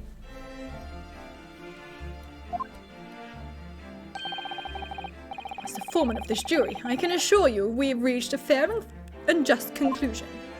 I do declare the truth can be extremely cruel at times. Well, I didn't suspect the woman next to me, that's for sure. Sitting in for the old bean while she is out of action, you know. But I know what her decision would be. Does this mean I'll finally be able to get out of here and start work? Well, it's about time. I say, I'll have a corker of a story to tell the grandchildren when I get home, won't I? Very well, ladies and gentlemen of the jury, I hereby demand your final decisions. Mr. Foreman? Not guilty. Not guilty. Not guilty. Not guilty. Not guilty. Not guilty.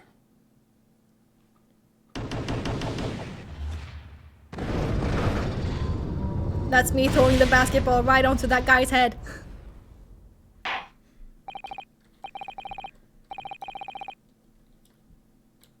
Very well, Mr. Soseki Natsume. I hereby pronounce you not guilty. Let's go.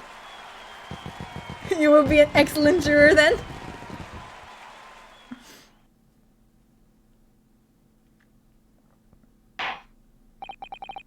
And finally, Mr. Natsume. Oh, yes, Lord, sir. You are now a free man once more. It is my hope that you will continue to further your education in British culture. And may you never again be brought before me. Oh, yes, sir. Of course. All my life, I swear I'll never set a foot in the courtroom again. I'm transported to tears. Thank you, counsels. Court is adjourned.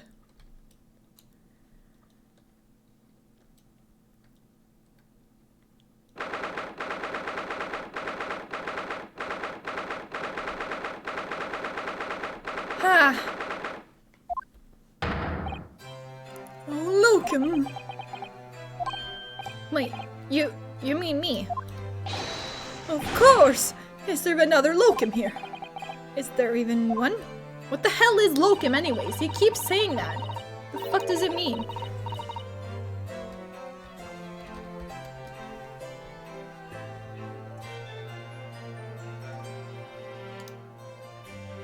A locum or locum tenens is a person who temporarily fulfills the duties of another. The term is especially used for physician or clergyman. Ah, is it because he's like a substitute for Kazuma?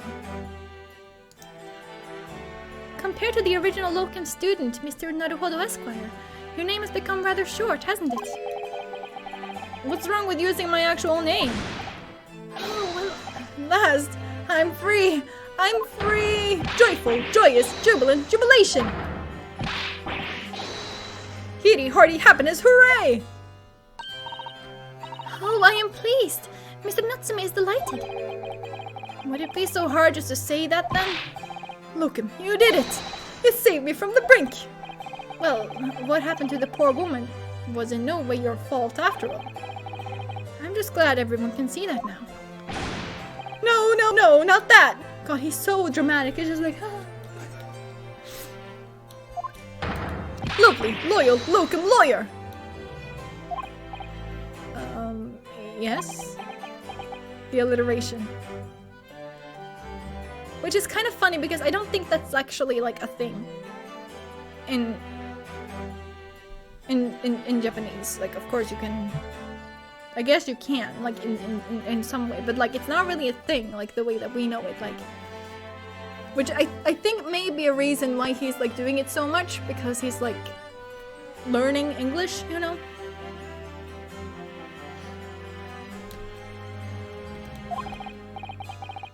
He does not get to meet many people. He has to get all his emotions out at once when there is someone to listen to them. That's sad. I mean, as I said before, I have just never got used to a life here in Great Britain. Every time I look over my shoulder, I see foreigners. I see towering brick buildings. And from high up windows, I see them looking down on me, laughing. Look at that little hunchback. Oh dear. I'm sure it's all in your head, Mr. Natsume. Relatable but sad, yeah. But today, you locum lawyer gave my gloom the boot. You stood firm behind that baronical bench before all those babbling British. You battled to the bitter end, laying bare the baffling truth. And when I beheld the blinding fireworks among the beams of the Bailey's roof, I bellowed, "Behold, the best barrister ever born!" Well, that's very flattering, and we're very pleased for you. This has given me a wonderful anecdote to recount my old friends back in Japan. An anecdote? Is that what's become of all my hard work? Herlock! There you are, my dear fellows. Ha! Yes! Let's go! I apologize for keeping you waiting. I rose late this morning. God, same, honestly. Oh, Mr. Sholmes, what a pleasure to see you. I see I am here not a moment too soon. A disaster has been averted, I'm glad to say. Oh. The trial shall begin presently, Mr. Naruhodo, and I wish you the very best of luck. Sholmes. The trial is over. It's just finished. What? No.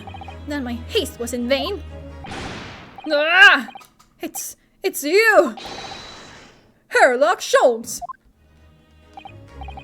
Oh, have we met, sir? This is Mr. Natsume, the man you had arrested, Mr. Sholmes. Ah, I see. I failed to recognize you at first. How does his hair function without the hats? Oh, what he looks like without his coat. Ah, okay, I see. Well, there is like a DLC for a DLC like outfit for the second game, so. Our previous encounters have taken place in the gloom, either of your bleak lodgings or that prison cell. I simply couldn't place that curious face in the light. Charming. This is all your fault, Herlock Sholmes. You're the reason I had to go through this terrible ordeal. I'm going to give you a piece of my mind. My apologies, sir, but I assure you, I have placed you now. You're the fellow who abandoned a poor young lady and ran off, are you not? Ah. Had you been taken to hospital more urgently? I feel perhaps she would have regained consciousness by now. Oh!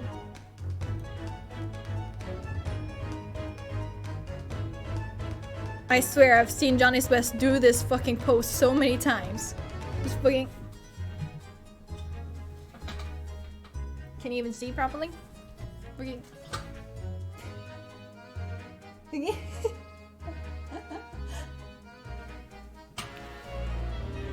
It's not really a dab. It's what fucking but that one. Okay, sorry. Sorry about that. That was my fault.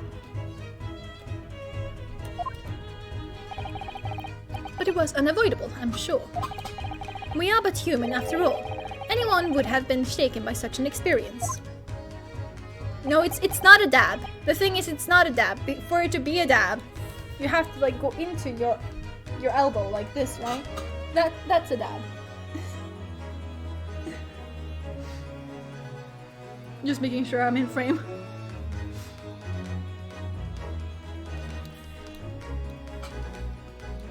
So this is not a dab. Do not call this a dab.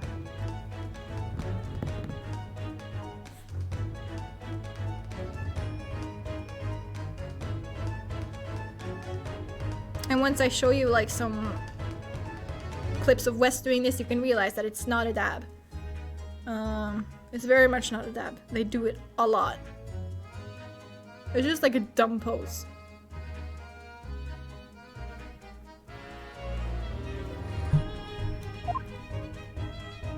Though they did do the whip, and we're like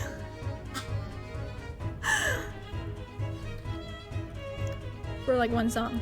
I do feel very bad about how I behaved. Well, never mind. Now then, what was it that you wanted me to say to me, sir? Nothing. Priceless! Oh, I am sorry, really, but that was quite priceless. Poor Sosuke-san. Still, on the bright side, you've had an extremely entertaining experience without paying a penny. And, it would seem, you were not even found guilty. There is no bright side. Whatever do you mean, Mr. Natsume? Even after this, I'm still cursed by the spirits and now by the Reaper. Ah, Lord von Zeeks. I haven't forgotten, you know, what facing that man in court means. Even if you're found not guilty, you're still doomed. It will be alright, Mr. Natsume. If the Reaper appears trying to make trouble, I will protect you. Hiya! Why again? With a perfectly executed Susato takedown. Much as I like being turned on my head, a bit of warning might be nice next time, Mrs. Soto.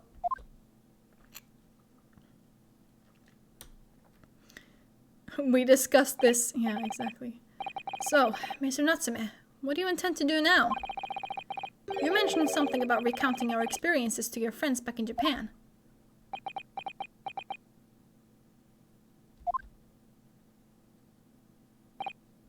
Yes, I intend to return to my homeland soon. Oh! It has already been a year since I arrived here in Great Britain. I visited universities, libraries, bookshops. I've been honored with a tutelage of professors. I've learned so much about the wealth of literature here, and the city it has shaped, and I've come to realize that it is my calling to sail home and tell my fellow countrymen about it. That's very touching, Mr. Natsume. Or, in perhaps less veiled terms, you wish to withdraw halfway around the world to escape the terror of the Reaper's curse. That's not it at all! The more I learn of literature, the more this strange feeling claws at my sides. I feel compelled to return to my roots and attempt to pen a work of my own. Oh, I see. A work of literature by Sosuke-san. Could be an interesting read. He just wants to write some books, Herlog.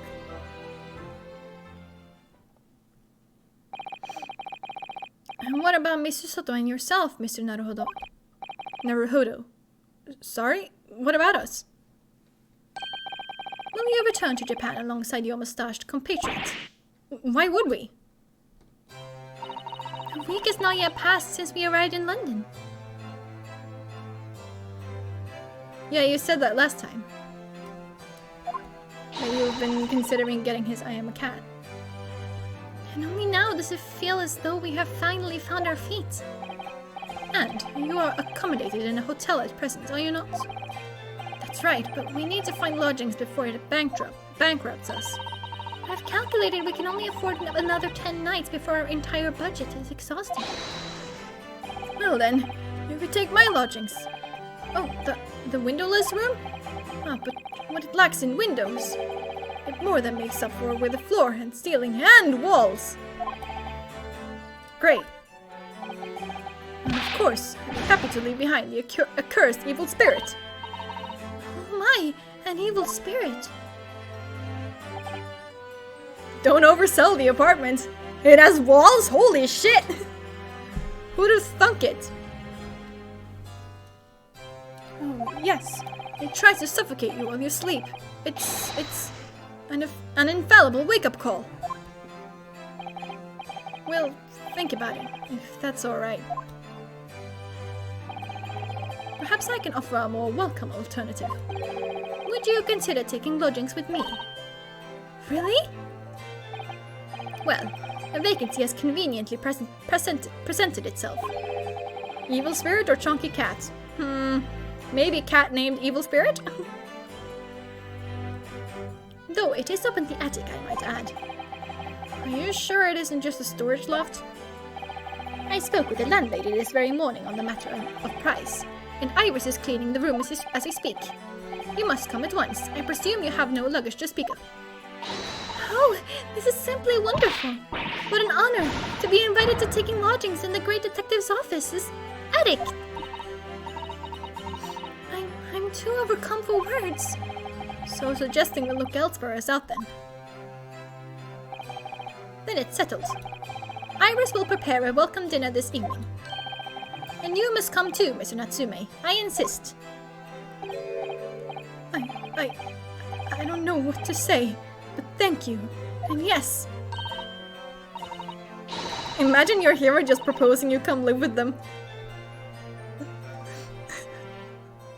Why was the first thing I thought about the fucking One Direction fanfics where One Direction just buys you for whatever reason? Just like, meet your new owners!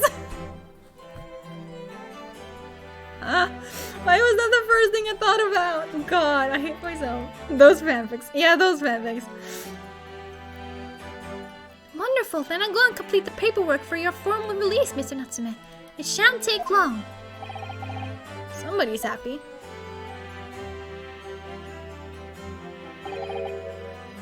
Oakham, I knew that you wouldn't let me down. I'm truly delighted to have met you here in London. Why is it always One Direction? I don't know. It's just something about their fan base, I guess. That was just something. I never was part of it myself. Likewise, Mr. Natsume. It's been a privilege meeting you too. Weird ass fan base. It's a shame that we're going to have to say goodbye so soon. Well, I've come to realize that I belong in Japan. But Locum, we'll meet again one day. Yes, I'm sure. And hopefully by then, I'll be a successful lawyer. Oh yeah, no, of course, I'm not saying that they're the only ones. And I'm not saying that everyone in that fanbase are like that. Obviously not. There are always exceptions. Hopefully by then, I'll be a successful author. Well, my dear fellow, our carriage appears to have arrived.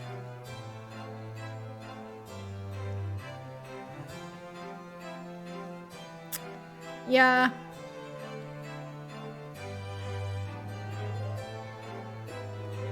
I get what you mean.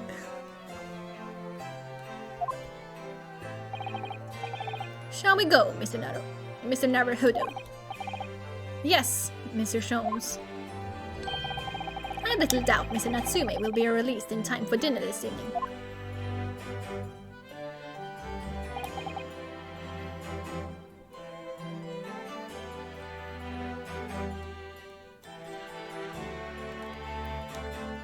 I don't know, I guess it's like something about how it's taboo or something, and it's fictional. So while it's still questionable, it's just like something completely different from reality. Like, you know. But I totally get what you mean. Like it's kind of weird. And so, with Swansky-san's innocence successfully established, we rode with Mr. Sholmes to what was to become our new home. 221B Baker Street. Let's go. We're not even gonna see anything, are we? No. Oh, yes! We are! Yes! Sweet! The attic room.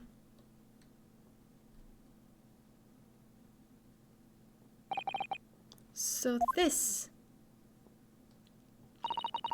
is to be our new office, yes. Our office? I rather like the sound of that.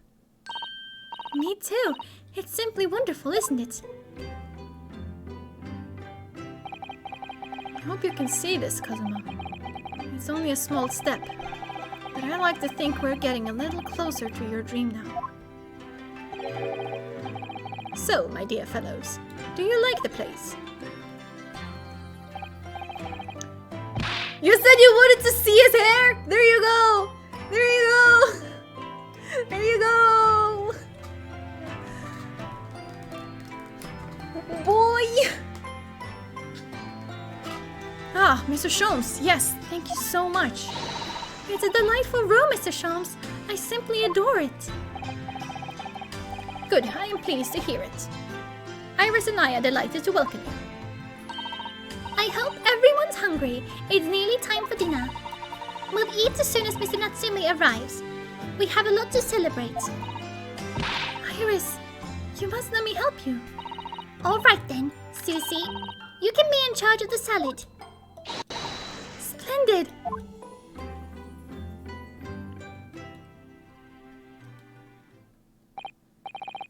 He looks much better without it, but he needs his hat, you know? Like, that's the Sherlock Holmes, like, things. So, Mr. Naruhodo, how does it feel to have your own office in the capital? It's very exciting, actually. I can't help wondering what adventures await us. Those were precisely my sentiments when I first established my office at this premises. Until I discovered the dark truth about the city of London, that is. Sorry? London is a glorious place full of wonder, opportunity, prosperity, and mirth. But the brightest of lights casts the darkest of shadows.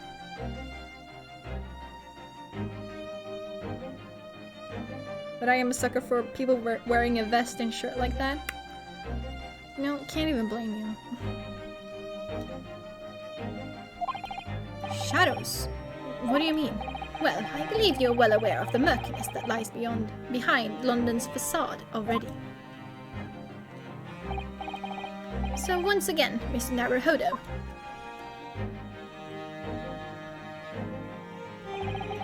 Welcome to London. That is a look! Of course, at the time, I had no idea of the significance of those words Mr. Sholmes so casually spoke. But it wasn't long before my turn came to lift the facade and see the true depth of the murk that lay behind it.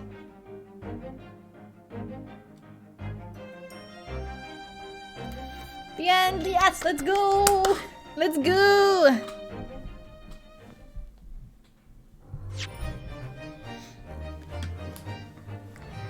My ass hurts. Yes, I will save. Let's just do this.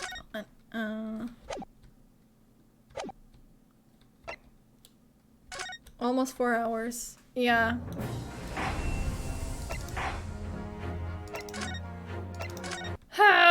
Not bad, not bad. Hey!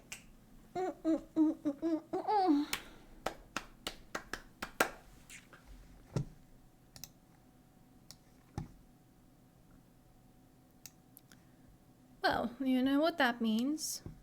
Hold on.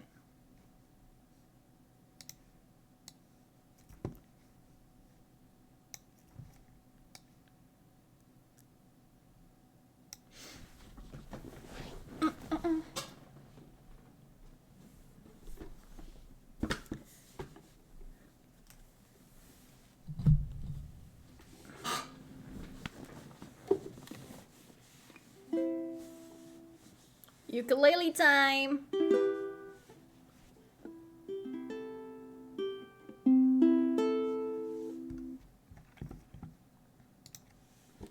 Alright, today we are actually doing a Japanese song. We're doing a song by Johnny West because why not? We're doing a song called KIMIKOI.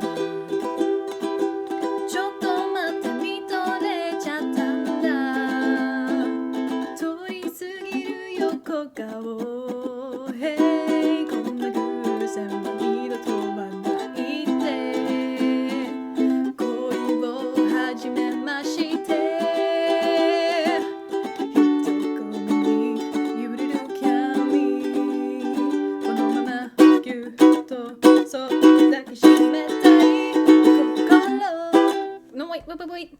It's going too slow. Oh, wait. It was plus to make it go faster, right? No.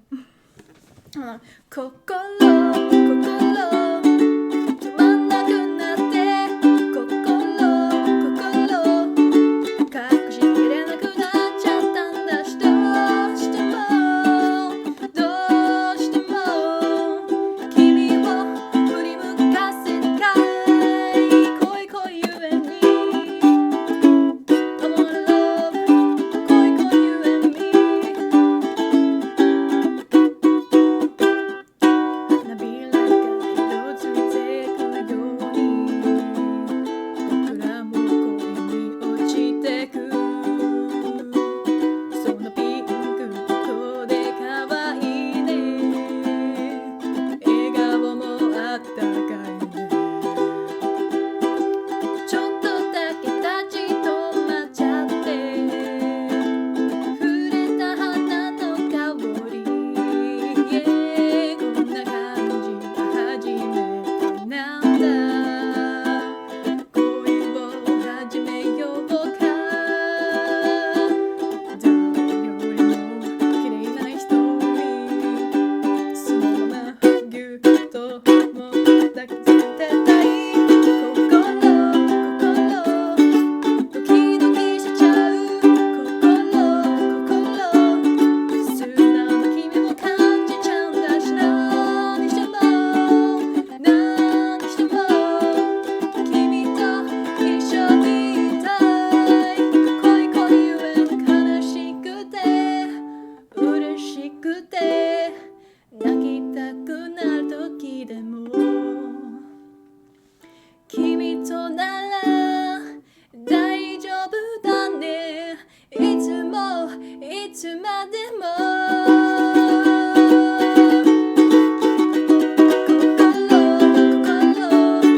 止まんなくなって心隠しきれなくなっちゃったんだしどうしても君と踊りたいんだ恋恋ゆえにパーティーに行こう恋恋ゆえに I wanna dance oh I wanna dance oh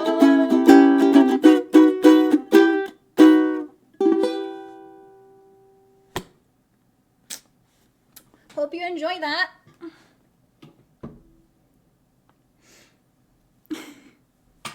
A little heart. That was amazing. I'm glad you liked it. So yes, next stream will then be on Sunday on at about the same time because I always start now at 7 p.m. I feel like that works best for me, even if I wake up late, even if I can like sleep until 5 if I so please. I mean, I shouldn't, but sometimes I do because I stay up all night because I'm dumb. I am continually impressed with your music skills. Well, they're kind of rusty now, to be honest, because I haven't done it properly for years. I used to be in choir, and I used to do more practice, and I don't anymore. I really should, but I'm too lazy. Like, I hardly even got to practice this. I practiced like so long ago. I wasn't a choir. Same. But yeah, I practiced this like right before stream, like while I was on the fucking starting screen. That's when I was practicing. Like the first part and the first verse, and just like the first part through the first chorus.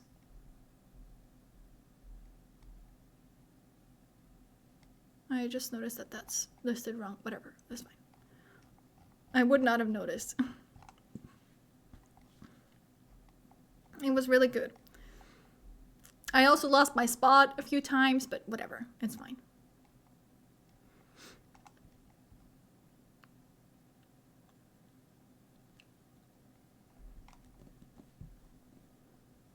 Messed up some lyrics, but you have no idea. Also, can you send that song? Sure, of course I can send that song. It's one of my favorites.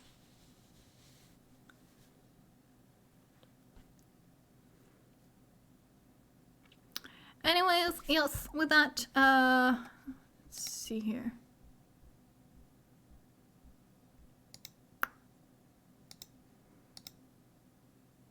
My playlist is becoming increasingly Westy. Did I tell you that when I got into West, I wasn't even planning on getting into them in the first place?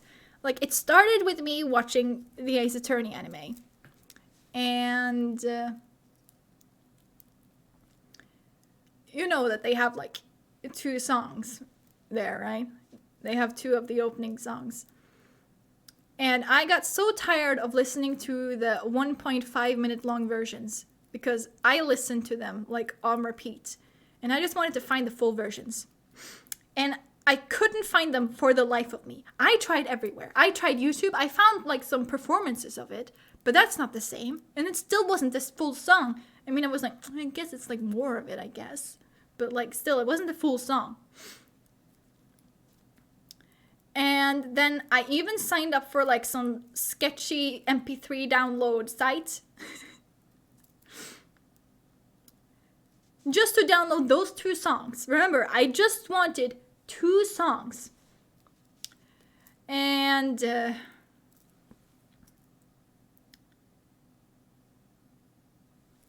yeah. Hold on.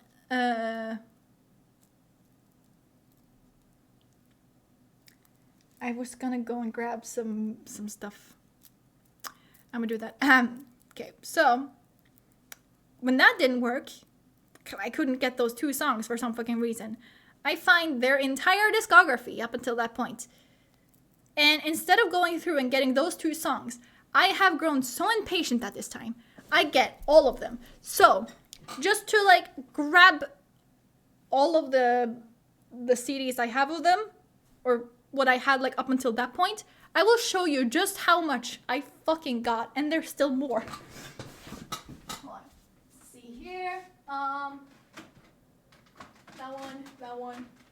That one. Did I get that one? I don't know, but I have it now anyways. That.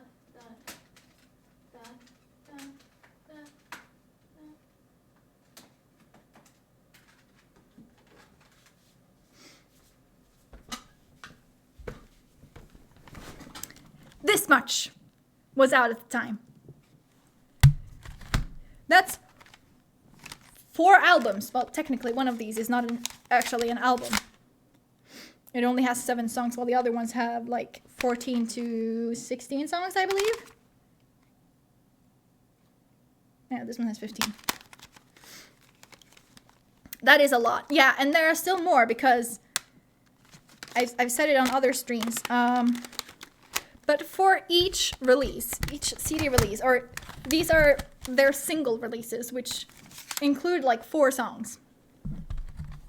But they always have like 3 versions of the same CD.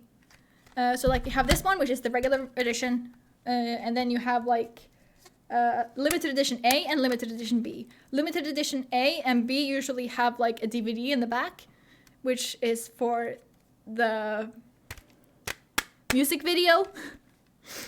And yeah, anyways, that was 4 albums. 1, 2, 3, 4, 5, 6 singles. And these are all regular editions. Because I haven't been able to get the limited edition ones, though I don't know if I actually do want them. I got like 1 because I wanted some karaoke versions. That's also a thing. You get like free karaoke versions of the songs in the limited edition versions.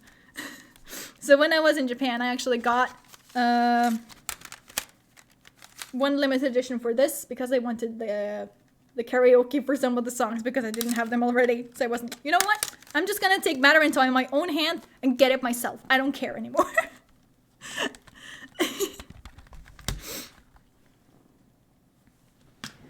So, yeah.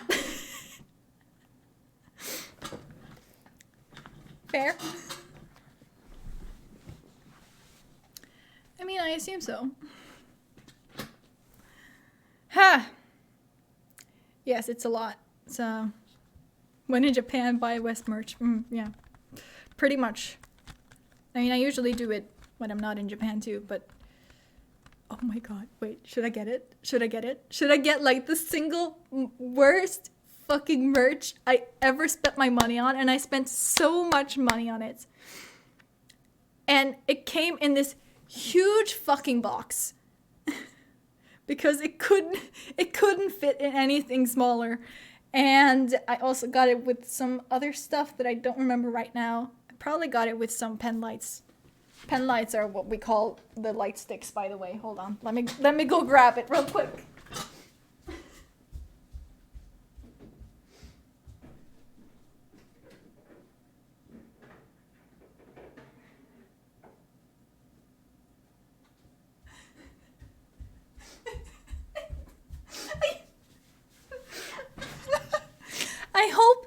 I hope this doesn't change your opinion of me. It's too much. Hold on. I just gotta get to the right side so you can actually see. God. I am so hesitant to do this. Listen, this is so bad. This is so bad. It's a hanger.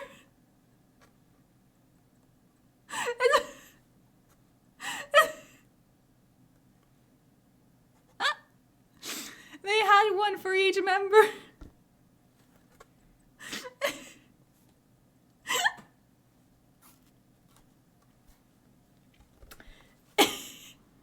He's just hanging in my room usually.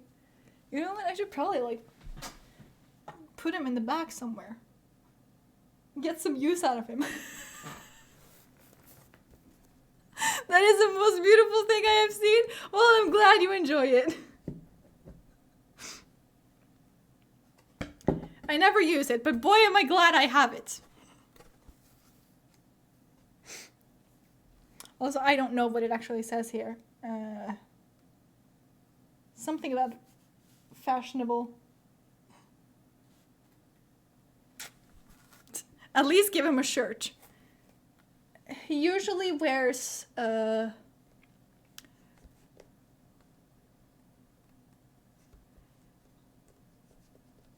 do have West merch. I have West t-shirts, so why not? He usually wears like a, what's it called? Like a morning gown, pretty much.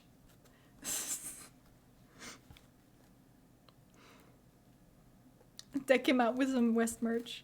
Nice. You know what? I just might, actually. That sounds like a good idea. And it would make like a fun background piece and be like, the fuck is that? And I'll be like, it's a hanger. What do you mean, what the fuck is that? It's just a hanger. Have you never seen a hanger before?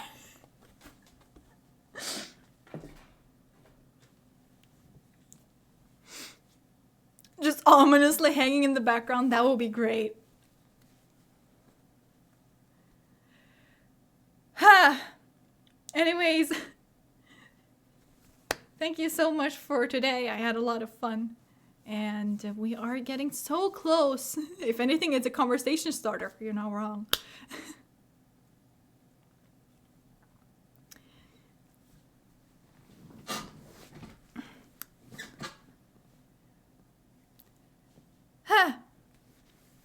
What was I talking about?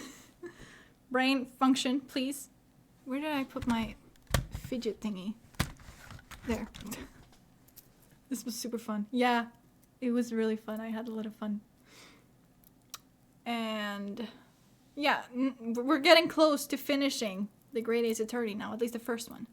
Adventures, I believe it's called. But we still have to play some more,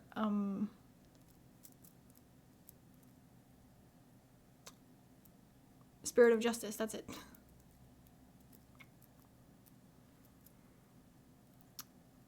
And yeah.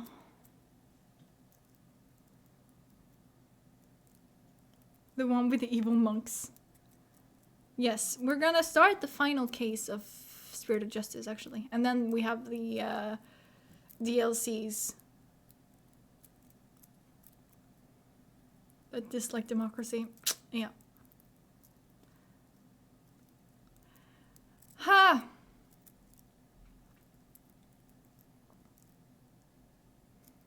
Oh, by the way, did you install Better TV that I sent you a link of on Discord? Because you did. Okay, cool. Because then you can use various emojis. Like this. Ah, you use Brave. I see, I see, I see.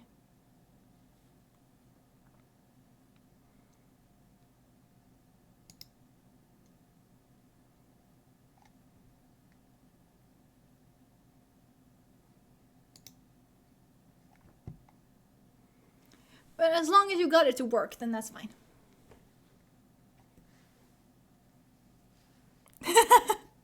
Nice. Yes. Bongo cat, let's go. Anyways, yes, next stream is on Sunday. Don't know what we're gonna be doing yet, but we'll figure it out, I guess. So yes, with that,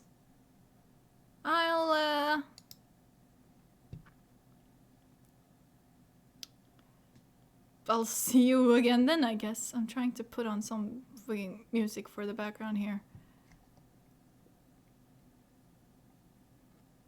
Where is the, Hope you have a lovely evening. Yeah, you too.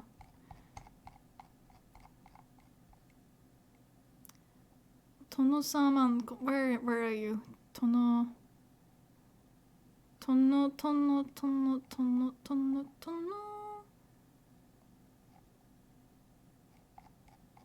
This is go. Okay, there. Tono-saman, Tono-sa, Tono-sa, Tono-tono.